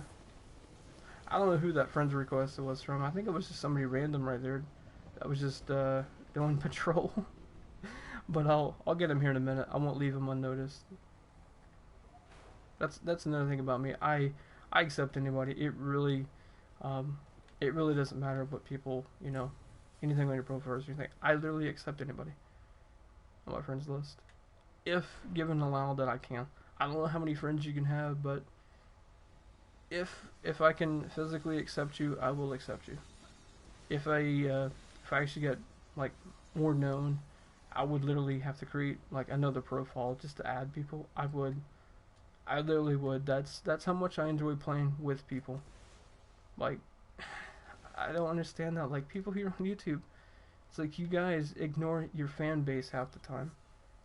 It's like, those are the people that's making you money. Those are the people that's actually coming to your video day in, day out. Those are the people that's actually giving the views to help you pay for whatever you're doing, for your equipment and everything else like that. Why ignore them? If someone is wanting to play with you or play a game with anybody on here, why ignore them? Most people will say like, oh, you don't have enough subscribers, or oh, you don't have enough views. To me personally, that doesn't matter. I don't care about none of that. If somebody's got 1 subscriber or 10,000 subscribers, it does not matter. I don't care about their view count. I don't care about their subscriber count. I don't care about their content that they make. Whatever they want to do, if they want to play with me, more than welcome to play with me. Do not mind. As long as you're the type of laid back person and you're not the type of person that is like a D-bag, I guess I could say, I will play with you. But if you go into like the whole douchebag territory, I will put you in line. I will put you back in line. I promise you that. I won't take people being very negative around me very long. I don't like it. I'm very positive in life, and that's exactly how I want my viewers to be sometimes as well. I don't mind criticism or direct criticism. I can always take that just fine. But I don't like people being negative all the time. Like, if we're doing a strike and the only thing you're saying is, oh, we can't do this, oh, we're not going to do this, oh, we can't complete this. It's sort of morale ending, you know. You're like, I'm not going back over there. I'm not going back over there to be shot by a tank. No, thank you. Not doing that one. But I don't like negative people very much. It seems like negative people tend to just keep negativity around them, and they're not good at all. And especially in my life, I don't need negative people very much. I've been around negative people a majority of my life, and I just don't want it. I really don't. I mean, half the people I know, they don't even watch my YouTube videos. They don't even like subscribe to me. They literally would go out and watch somebody more than me. That's honestly the God's honest truth. My own family would not even watch my YouTube videos. When I would tell them about it, they wouldn't even bother with it. And so I don't mind if they know it. I don't care if they get mad at me. It doesn't bother because they don't watch my YouTube videos anyway. But going back to whole negative things, like, I don't mind people being somewhat negative. Like, if you know you physically can't beat it, like if we know we can't beat something, like if we're not doing enough DPS, then, you know, in a rage you kind of sort of tell people like, okay, we're not doing enough DPS, this is not going to work, you know. But just saying outright, oh, we can't beat it, oh, we can't do this, I don't like playing with people like that. And I've been subjected to it for like a long period of time, especially games like this and Call of Duty and other stuff like that, like with zombies. I've been in rooms where people would get so angry because they couldn't do the Easter egg, or something would happen like Gears of War. I remember playing Gears of War, and one of my bad experiences with Gears of War was trophies and achievements on Gears of War. There was ones where you had to pick up certain weapons, and I've had people tell me that they got mad at me because I picked up a particular weapon that their friend was trying to get an achievement for. So I've had bad days with that sort of game. I've had bad days with that, with people, especially with that. So anymore, it's just like I just don't want negativity around me, and I know it's almost, you can't really erase it fully, but there's always going to be toxic people. But for the most part, though, you can control it to a point. You just gotta make sure that the people around you that you're playing with and the people that are close to you are not negative. This has been life lessons, I guess you could say. I know nothing about life lessons, I really don't.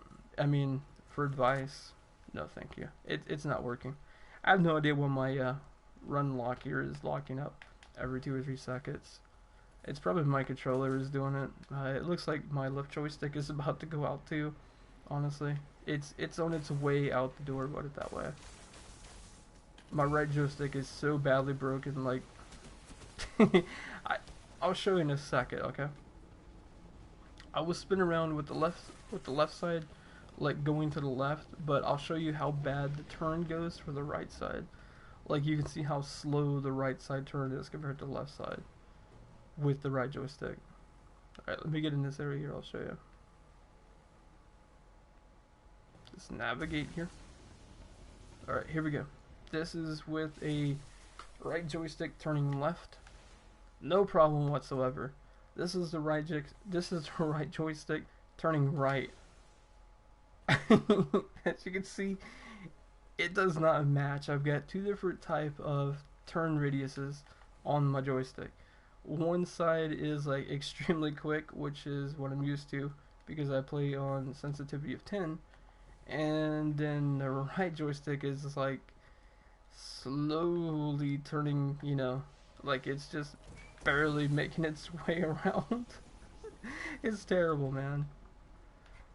But what's really funny is when I play PvP, I really don't have a problem killing people with the controller. So it makes me laugh sometimes when I kill somebody, and it's like, dude, you just got killed with somebody with a broke controller. It's like, you gotta be ashamed of yourself. But then, like, you have those games like where you just gotta like, you know, frustration. You get salty as hell. You get mad. Like, oh crap. Alright, so I'm gonna go over here and I'm gonna see what other missions that I got. Oh, yeah. Is there anybody over here? Oh, there's a level 40 over here. I think he's probably got it under control. I'll jump in though, if I can, if he doesn't use like a Titan Slam or something. Oh, he's got, looks like Suros. Oh, okay, it's 1 of 3. Okay, no problem.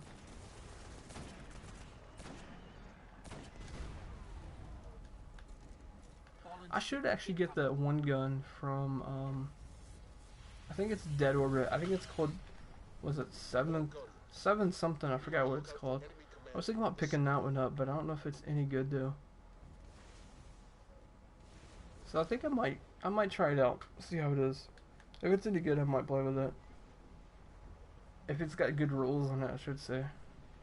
Sometimes though, it seems like some of the guns, even though you got crappy rolls on them, they're still pretty decent.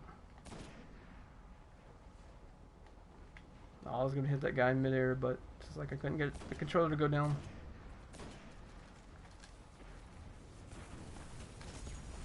Oh man, that was a 3-piece hand grenade.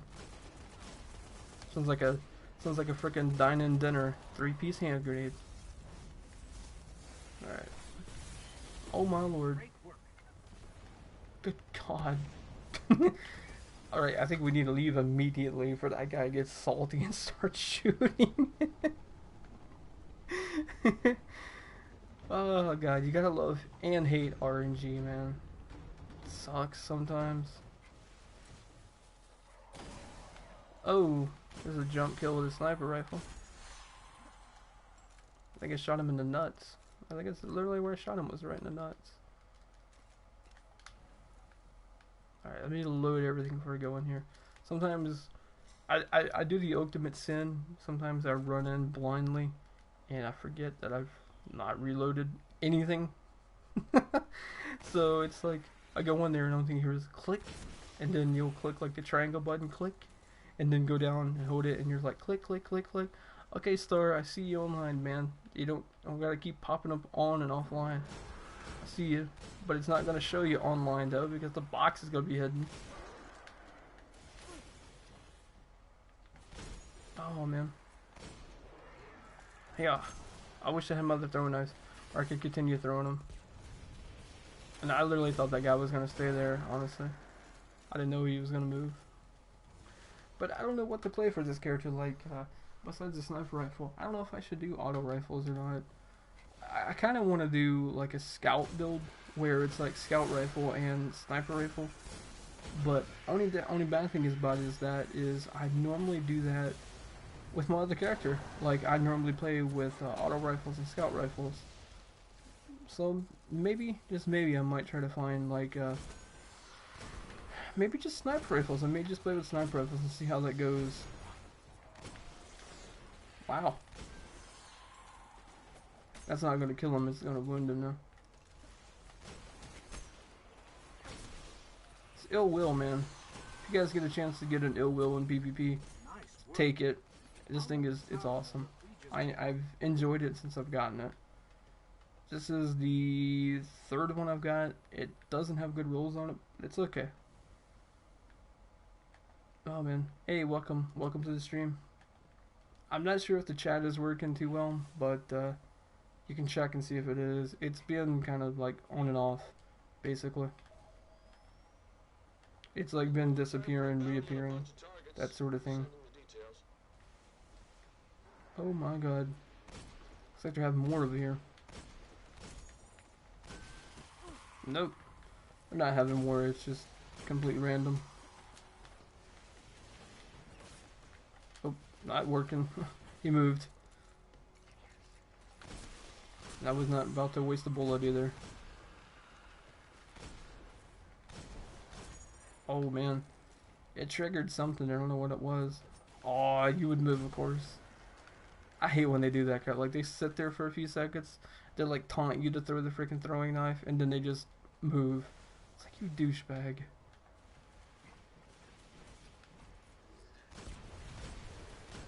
Oh my lord.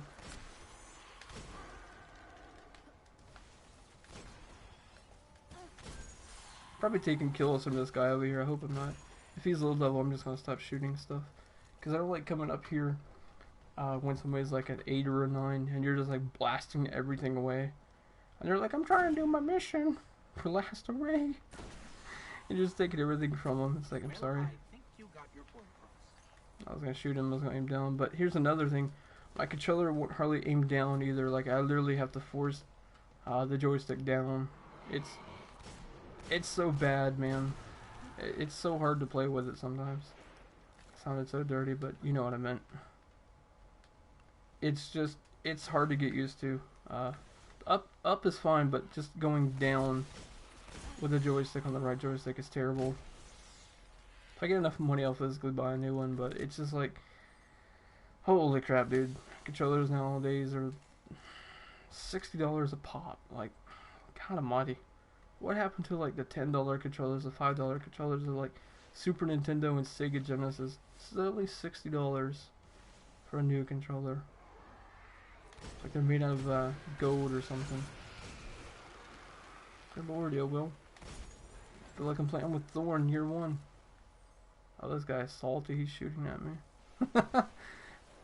Oh, he got bad. He threw a hand grenade. But he threw a hand grenade at me and he missed. Sorry, dude. I didn't mean to upset you there. Little level 21. He's probably like some alt account. He's probably just leveling his alt as well. Oh well. Sucks for him. Maybe he'll get better at throwing hand grenades one day. I'm actually able to hit somebody other than just hitting walls. Can't really talk though. I overthrow hand grenades so badly sometimes. It's terrible. I'm gonna go back on the other side over here and see if there's anything over there. If not, I may go back to orbit and switch planets. Like I said, I just don't feel like basically doing the same mission. Like, I won't do it on stream. I'll probably do it when I get off stream or whatnot. That way I can advance in the story. And I'm not showing you guys basically the exact same mission over and over and over. Which, I'm sure that's not very fun to watch. So, I won't be doing that. I didn't know that the mission I was doing had a cutscene. So, that's one reason why. I thought it was just a straightforward mission. So from now on, I won't do missions unless, of course, it's telling me to do it. Have a throwing knife. Let me see how close I am to getting another talent point on here. Yeah, I'll take that. That's usually my normal setup there for my hunter is 1-2. 1-2 is usually pretty good. I like it. Every now and then I'll do differently with the Blade Dancer to give me more agility. But that's usually is my normal setup with like literally no recovery and armor and agility sort of like balanced out in the mid. I've seen people do really good with like a very high agility but having a very low armor. I don't understand that. Like, I don't understand how that works. It's like, you know, you're dying much more quicker, but it just seems like whenever you're shooting somebody like that, I don't know, like, it don't register. Like, their damage, it's the same as yours, but yet you have a very, you have a higher overall rating of armor than theirs. And it seems like they're taking the same amount of bullets that you were. If that makes sense, I don't understand that. Like, shouldn't it be that they take less, not damage, but they have less health than you? Or is it that my character is more slower? Or something like that. Like, I don't understand that. I know it's going to be that way for Destiny 2. Like, you can't have a very high armor and have a very high agility. Like, you have to sacrifice one of the two. So, if you're wanting to, like, say, Titan skate, you're not going to be able to have a very high armor rating along with the skating with the Titan. The same thing with the Hunter. If they're having a very high agility, they're going to have a very low armor. So that's going to be very interesting to see how that's going to change, especially with PvP.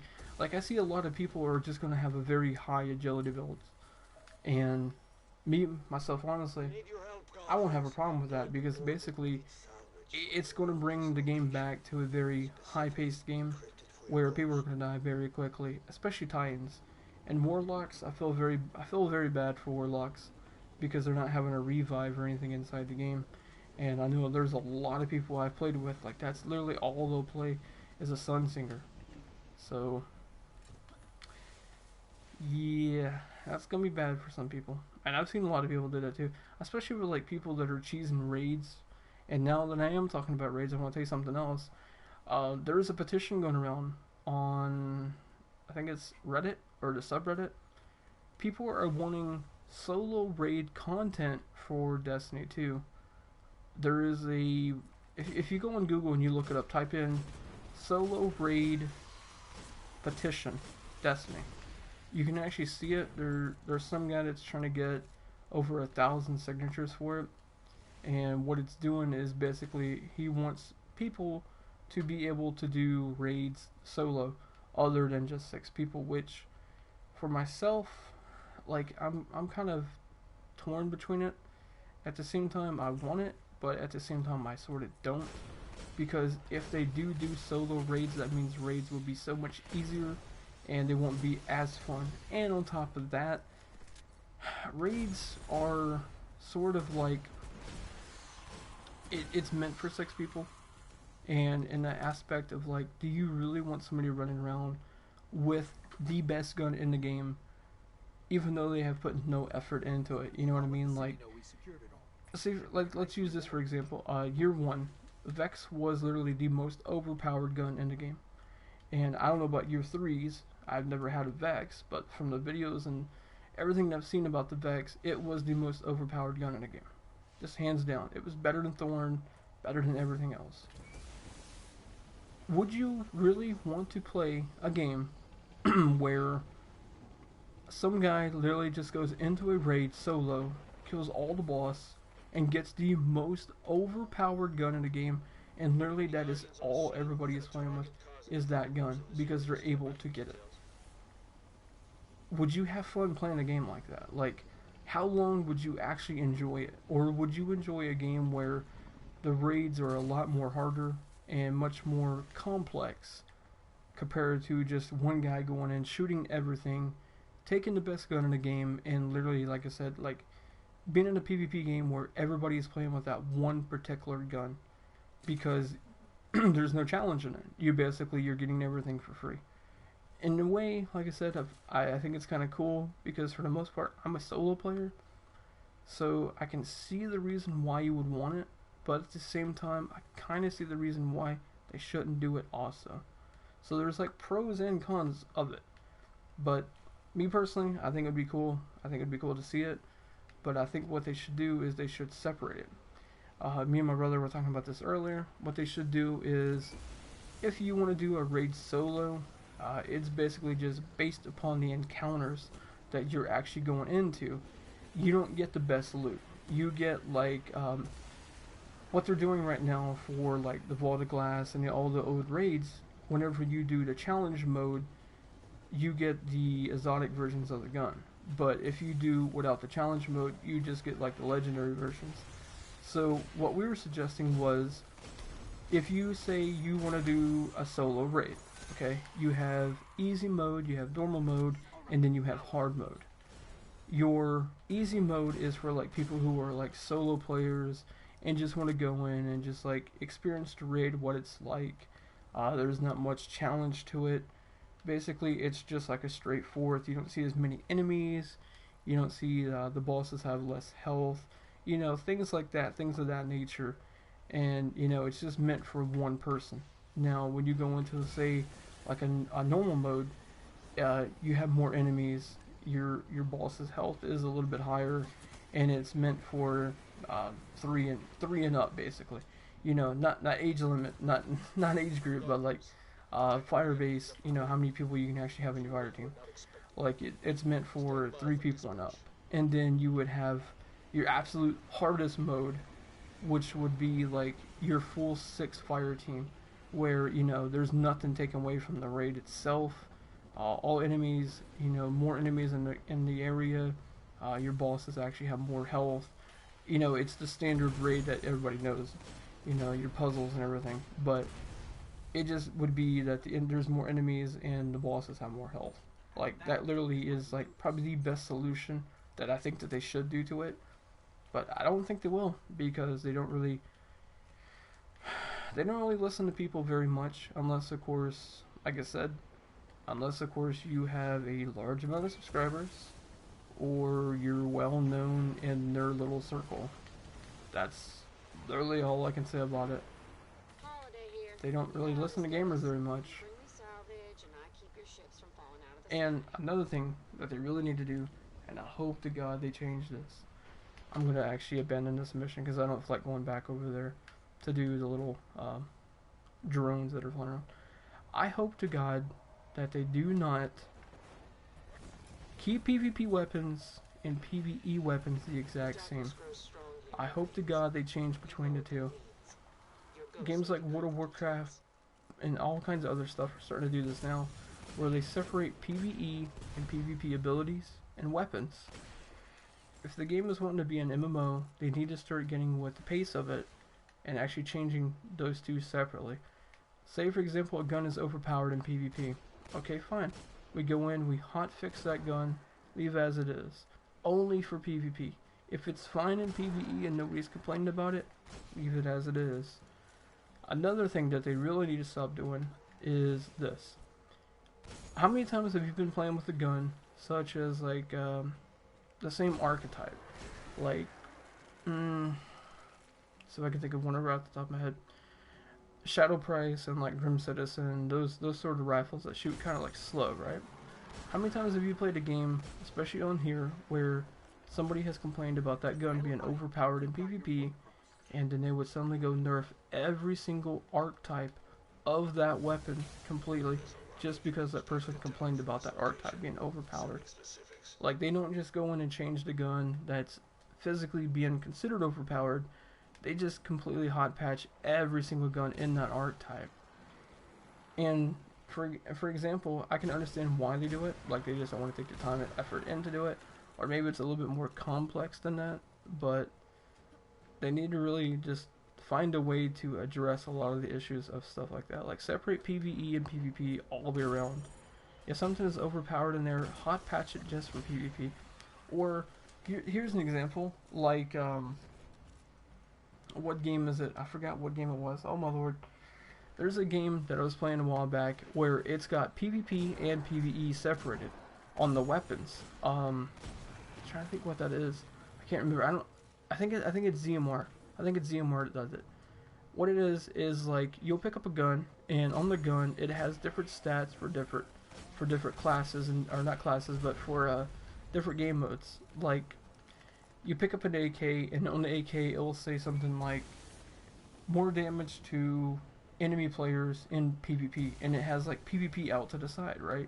But at the same time, when you're playing the game, it actually has a little thing on the other side of the gun, like another perk that's like, it's specifically for PvE, like does more damage to enemies, you know, in story mission, or does more damage to enemies in PvE. So basically you're keeping PvP and PvE two separate things. And another thing, wow, I think just completely blocked the door. Another thing that they really need to address is they need to stop listening to the PvP community so much. Just because something is considered overpowered does not mean that it's not, or is. There is a few guns that's been broken. Like, okay, here's a prime example. Everybody cries about Year 1 Thorn, right? But nobody cries about the Palindrome being actually more powerful than the Year 1 Thorn ever was right now. Think about that. Just let that one sink in. There's more people that complained about Thorn, and Thorn in Year 1 it was like a 5-shot kill, 3 to 5-shot kill. How many times have you been shot by Palindrome right now? That's literally like a 2 or 3-shot kill, if not sometimes instantly, if it's got the certain right perks onto it. So, just like I said, let that one sink in really good. People, they complain literally about everything in this game. And why Bungie wants to listen to the PvP community over anything else is absolutely ridiculous to me. I do not understand that. I guess people claim that there's more PvP players. But here's another thing. How many times have you waited inside of a lobby to get inside of a game of PvP? Sometimes it literally takes about 5 minutes for me to find a game of PvP. And that's not including on game modes such as like Control or Clash. It literally takes a few minutes to find a game. It's not instantly like what Call of Duty or something is. I'm sure there's not that many people that are playing PvP on a daily basis. Like, for example, do you really consider half these people that's running around right now, do you consider every one of them PvP players? I highly doubt that. I know there's a lot of people that strictly play PvE like myself and do raids and all that stuff. They don't even bother touching PvP unless of course they have to go in there. Again, like myself, just a casual person, just goes in, pops into a game, plays maybe 1 or 2 matches and then leaves. Like, do you really see these people? Like, I guess Bungie should look at it this way. How much time is being put into PvP on a person's perspective? Like, do you want to listen to a person that has been playing the game for, let's say Johnny and Timmy, okay? Johnny and Timmy play the game different ways. Timmy plays PvE and Johnny plays PvP, okay? Timmy, on the other hand, plays 8 hours for PvE and is on 7 days a week. Okay, we'll go 7 days a week. Maybe he's out of school and he's, doesn't have a job. Okay. Jimmy, on the other hand, only plays for about 2 hours of PvP and is on and off throughout the day for only about 2 days. So, going by their logic, the guy that plays PvP puts less time into the game and less hours into the game. His complete opinion is much more relevant than the person that spends more time on the game, puts more hours into it. And I know that's probably true. I don't think there's that many people I don't think there's that many PvP people on here, to be honest. Like, I think a lot of them are just different accounts. Just me personally, it feels that way. Like, I highly doubt there's more people that play PvP than PvE. Especially in, like, if you look at LFG, okay? If you look at LFG, how many times have you physically seen a full listing of PvP? Whether it's on days of, like, trials or Iron Banner and stuff like that. If you go on there at any time, how many times have you seen full listings of PvP? Hey, looking for 5 more for Game of Clash. Or hey, looking for 6 more for a full game or full party of Control. Most likely you're probably saying I haven't, which is probably true. That's what I'm talking about. I don't understand why they would take the word and opinion of another, over another. I think they should balance it personally. That's just my opinion. I think that they should balance it completely between both sides. If a gun is overpowered in PvP, they need to address that gun strictly in PvP and leave the gun alone in PvE. Or if the gun is, completely broken in PvE, which, let's be outright, the Vex was broken back then, Pocket Infinity was broken back then, and the only thing they have to do really is just adjust it. That's literally all they gotta do is just adjust the weapon. Whether it be a perk that's overpowered that is causing it, or just the gun in general, this needs to be addressed. Whether fire rate or impact and stuff like that. Just plain simple. Simple fixes. But, I guess that's a little small rant. It annoys me sometimes when they do that. And I'm pretty sure I'm not alone in it either. I'm pretty sure there's a lot of people that feel the exact same way. For example, Suros. Remember when Suros was like one of the best auto rifles to use inside of PvP, and then like everything got nerfed? Because, the PvP players considered auto rifles the most overpowered and the most used gun in the game. It's like, well, not every auto rifle was considered overpowered. Just because it was an auto rifle, it got nerfed. Or like right now, every single handgun has been completely shot down because of, well, it's considered a hand cannon. That's what I'm talking about. That sort of thing is that are annoying in the game, and I hope to God they don't do that for Destiny 2. I'm still gonna play it, but I just hope to God they don't do it. Oh, I thought I had my throw knife. Fail. And this ill will is pretty good. Alright. Think I'm done with this area. So let's go back and we'll try to see what's on the other side. I might try to go back up to Skywatch. See if anything is like came back on this other side too. Like I said, I'm just trying to level up my all, that's all I'm doing. Also, I apologize for the chat. I'm not sure what's going on with the chat box. It's really weird today, for some reason. Normally it doesn't do that, but it just seems like it's broken today. I apologize. Alright. And also, if you miss any of my streams, I'm going to be putting all of my stream videos now into a playlist. So if you do miss one, you can always just go back and rewatch it. Whether when you have time or whatnot. So if you miss one, just go back and rewatch the other one. I'm probably going to be streaming every single day. I'm not exactly sure of the time. Depends on what I'm doing. If time allowed me to do it, that sort of thing. I will maybe post, like, if you're on my friends list or something, I'll post something like an hour warning or something like that, that I'm going to be streaming within an hour. Or if I decide to jump back on Twitter and actually use Twitter again, I'll post a thing on Twitter saying like, hey, going to stream. Again, it'll be like an hour warning. I don't like leaving like a tweet and be like, hey, I'm streaming right now. Like, I don't like doing that. I prefer going an hour warning with people. It gives people time to do whatever they want to do. Or, maybe if they are doing something such as work or something, kind of gives them like a warning to do so. To where it's like you're just literally not clicking on somebody's video and you're already streaming and like they're missing like the beginning of it, stuff like that. Alright, I'll go from this other side, and then I'll go to Skywatch, and I'll see if there's anything over on those two worth grabbing. I don't normally grab the whole, I forgot what those things is called, like where you have to go through the little charges on the ground, the little stop clocks, stop watches. I hardly grab those. Yeah, either one of those two is garbage.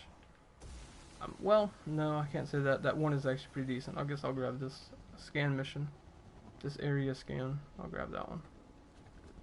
Go scan, area scan, whatever you want to call it. It's a scan mission. Open bounty for scouting this area.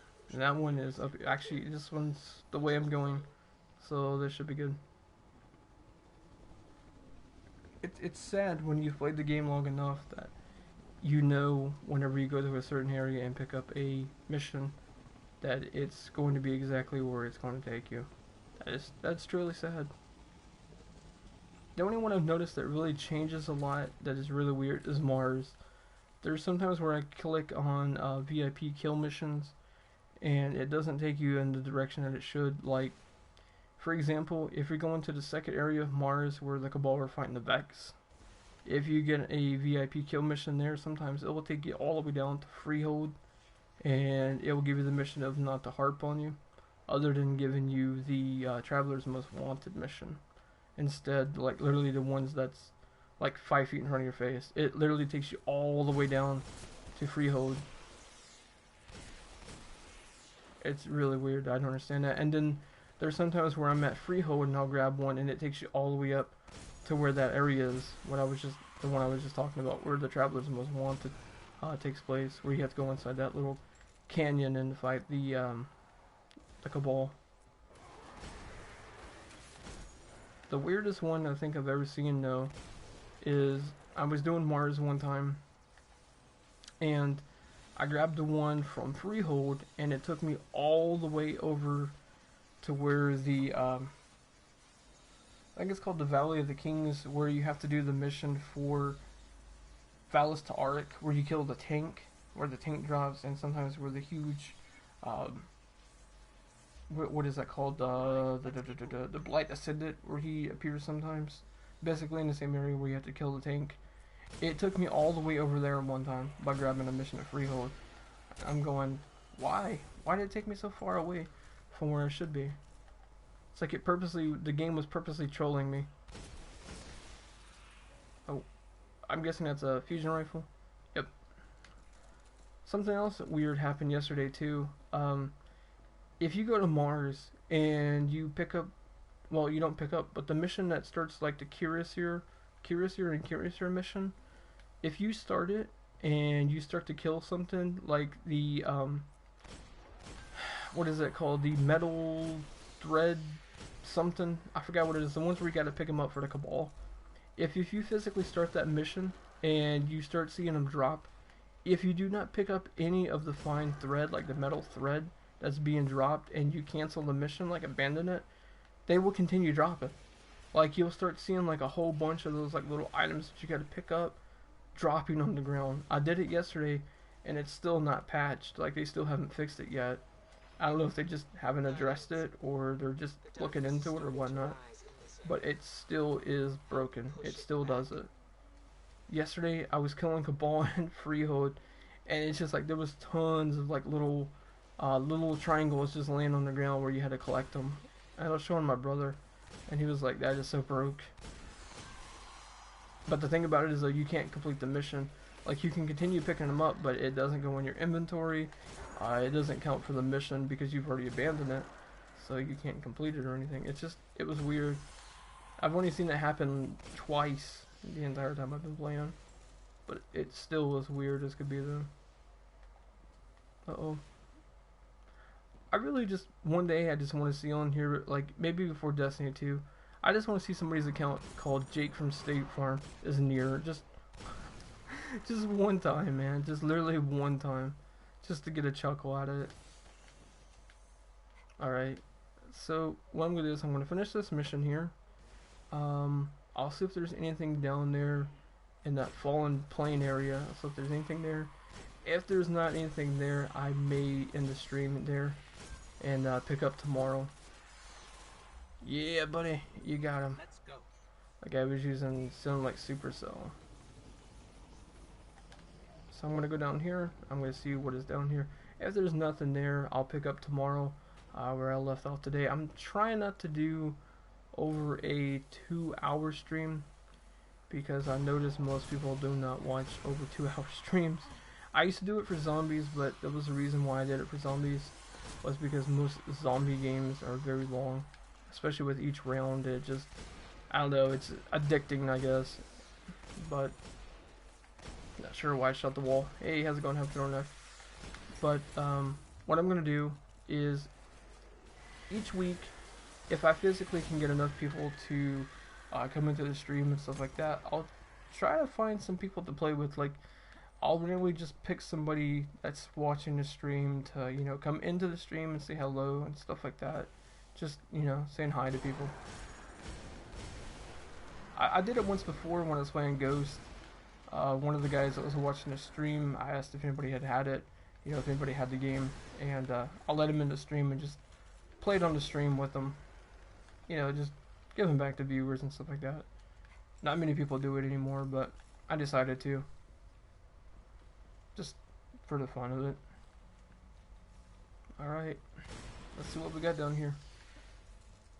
And what I'll do tomorrow is I'll pick up where I left off here. I'll finish that mission where I just did. I think it was the Eye of the Gate Lord. I'll finish that one, and I'll finish the House of Winter.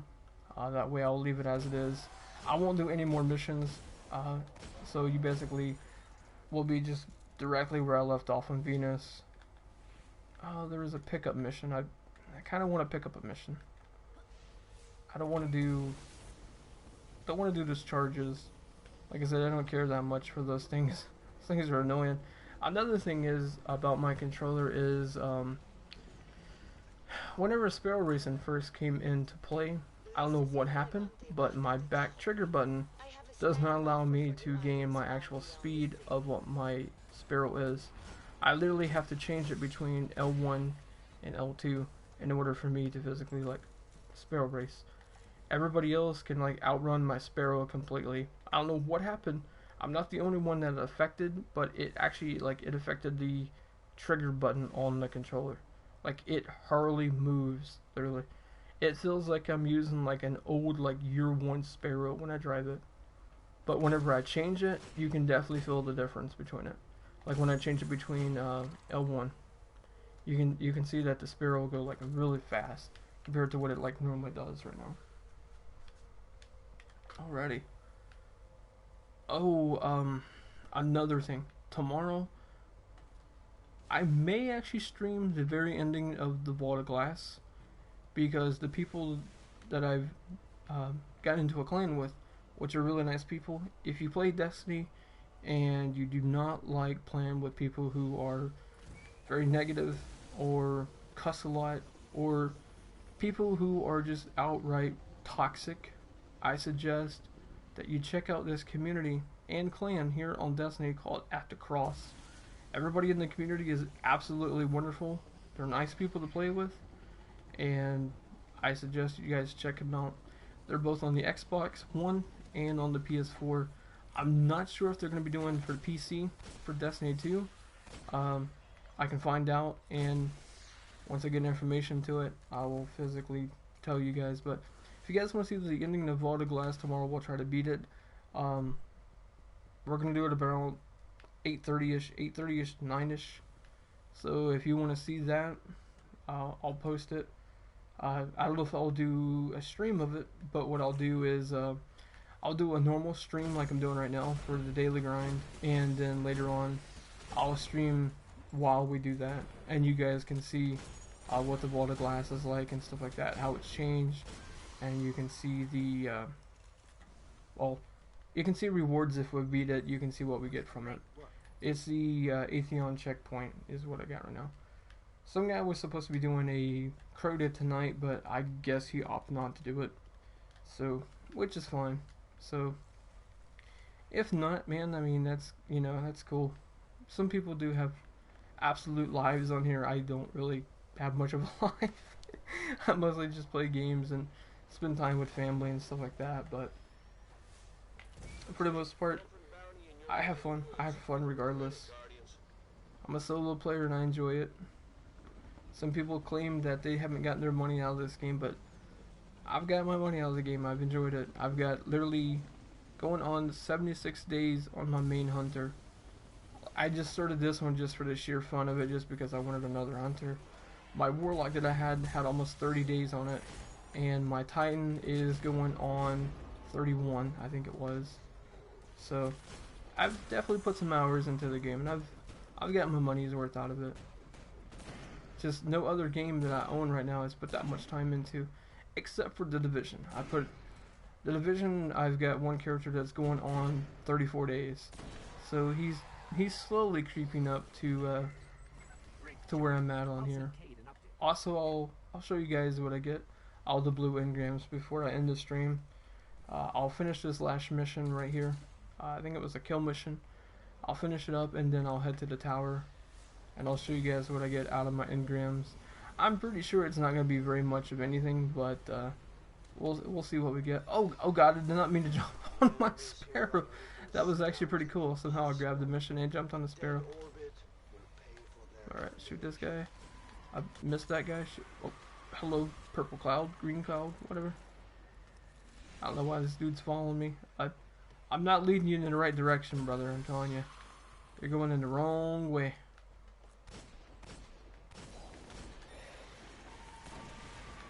Aw, I missed my Event Horizon so badly. With short gaze.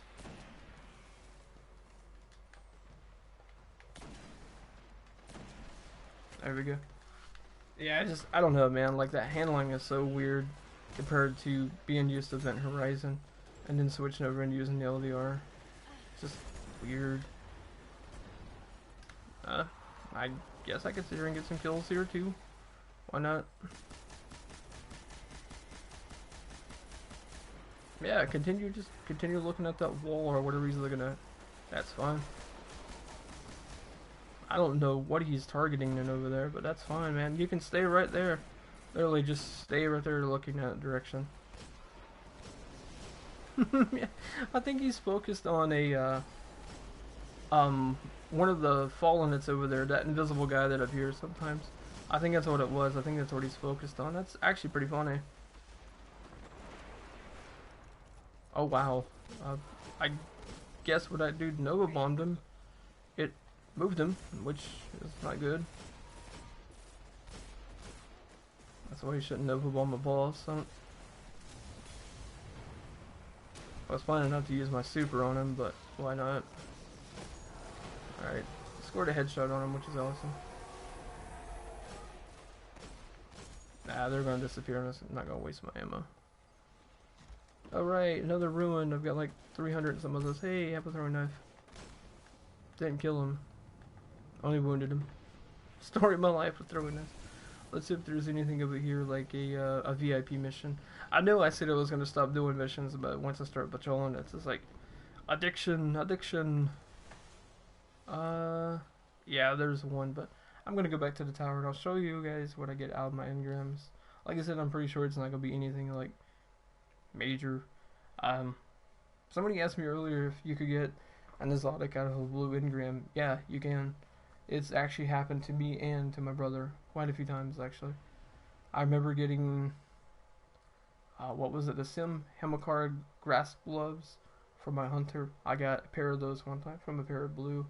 I got the MK44 standalones for my Titan from a blue engram one time. So it's possible that you can get them, but it's just really extremely rare that it happens. Just RNG, basically. That's all you can say about it. Oh man. So let's see what we got. Sorry about the load time, guys. Not much I can do about it. Hopefully with Destiny 2 they change it. I need to try to get Gamblers, and I need to try to get Knife Juggler, and I definitely need to try to get Combustion. That's the three that I really want the most, along with Higher Jump. I think once I get Higher Jump, I may actually switch over and start running a little bit on my Blade Dancer to finish that up before going in and getting the Night Stalker, because the Night Stalker is really going to be like the main class that I main on here, because I'm really wanting this class here to be kind of more of a character that just stays back, like that doesn't rush up or anything, because a majority of my characters I normally rush up on, especially my other hunter. I just rush through with everything. So, and most of, like I said, most of his weapons are scout rifles, auto rifles, and stuff like that. But this character here, I kind of just want to stay back and just snipe mostly. Looks like we got a down and doubt. I haven't seen one of those in a while. So let's take a look here. See what we got. Auto rifle, which I don't need. So what's on this down and out? That's all in the Grenadier, an army of one. Rifle barrel. Don't anything good on it. So nope, don't need it. Alright. Did not want that one. That's a rocket launcher from earlier. No, I do not need these. So on these hand cannons. Oh man, hand cannons or fusion rifles. I'm gonna go with this one just because it's got switchblade on it. So I'm gonna break this one down. That was literally the only deal breaker, was it had switchblade on it. So we'll keep those. Alright. Looks good. Oh god, get him away, man. Dude's all up in my face. Sorry, Medusa, I'm not trying to follow you around, but I'm just turning in some stuff. Person's like, why is this person following me around?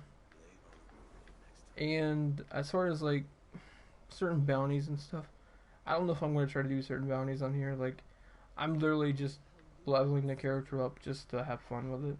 That's all I'm doing. Literally just leveling the character up, playing a different playing style that I normally do for my main hunter, and just having fun with it. Let's go with let's actually go with armor, because I normally select okay, or just that's fine too. I'll take the 4 strange coins. I think that's because I'm literally just like level 1 with Vanguard. He probably would have given me something different if I was level 2 or something. Alright, so let's... What the hell was that? I did not realize the Titans can now fly. Did you guys see that dude just freaking fly through the air? Oh my god. Oh my god. That Titan literally just flew through the air. Like, that was insane. I also want to go over, probably tomorrow I want to go over and get my attunement with my scories, so I can have scories with this character as well, because I'm doing more of a support class. I kind of want to support people by using scories, and on top of that, if you're in Vault of Glass, scories is very useful. I would recommend taking scories as well if you're doing Vault of Glass, because it will help out with a lot of people. Considering that if you're doing Templar, you can actually get your super back really quick for all 6 people that's in your party. If everybody's around you, they're basically getting it, so why not take it, you know? Some of those are ones I don't even like what is the one for Crucible? That dude is all over the place, man. But I don't like the one in Crucible where it's like the damage over time. I see that absolutely useless for PvP, or not PvP, but for PvE. So I don't even bother with it. Like, I don't even take it. I've got all of them and all that part of the book completed, but I just don't take them anymore. I'll also probably show where Xur is tomorrow too. So we'll look at Xur's like loot and everything like that too tomorrow. So our plans for tomorrow will be including completing some more of the story, doing some patrols, and hopefully finding some more gear.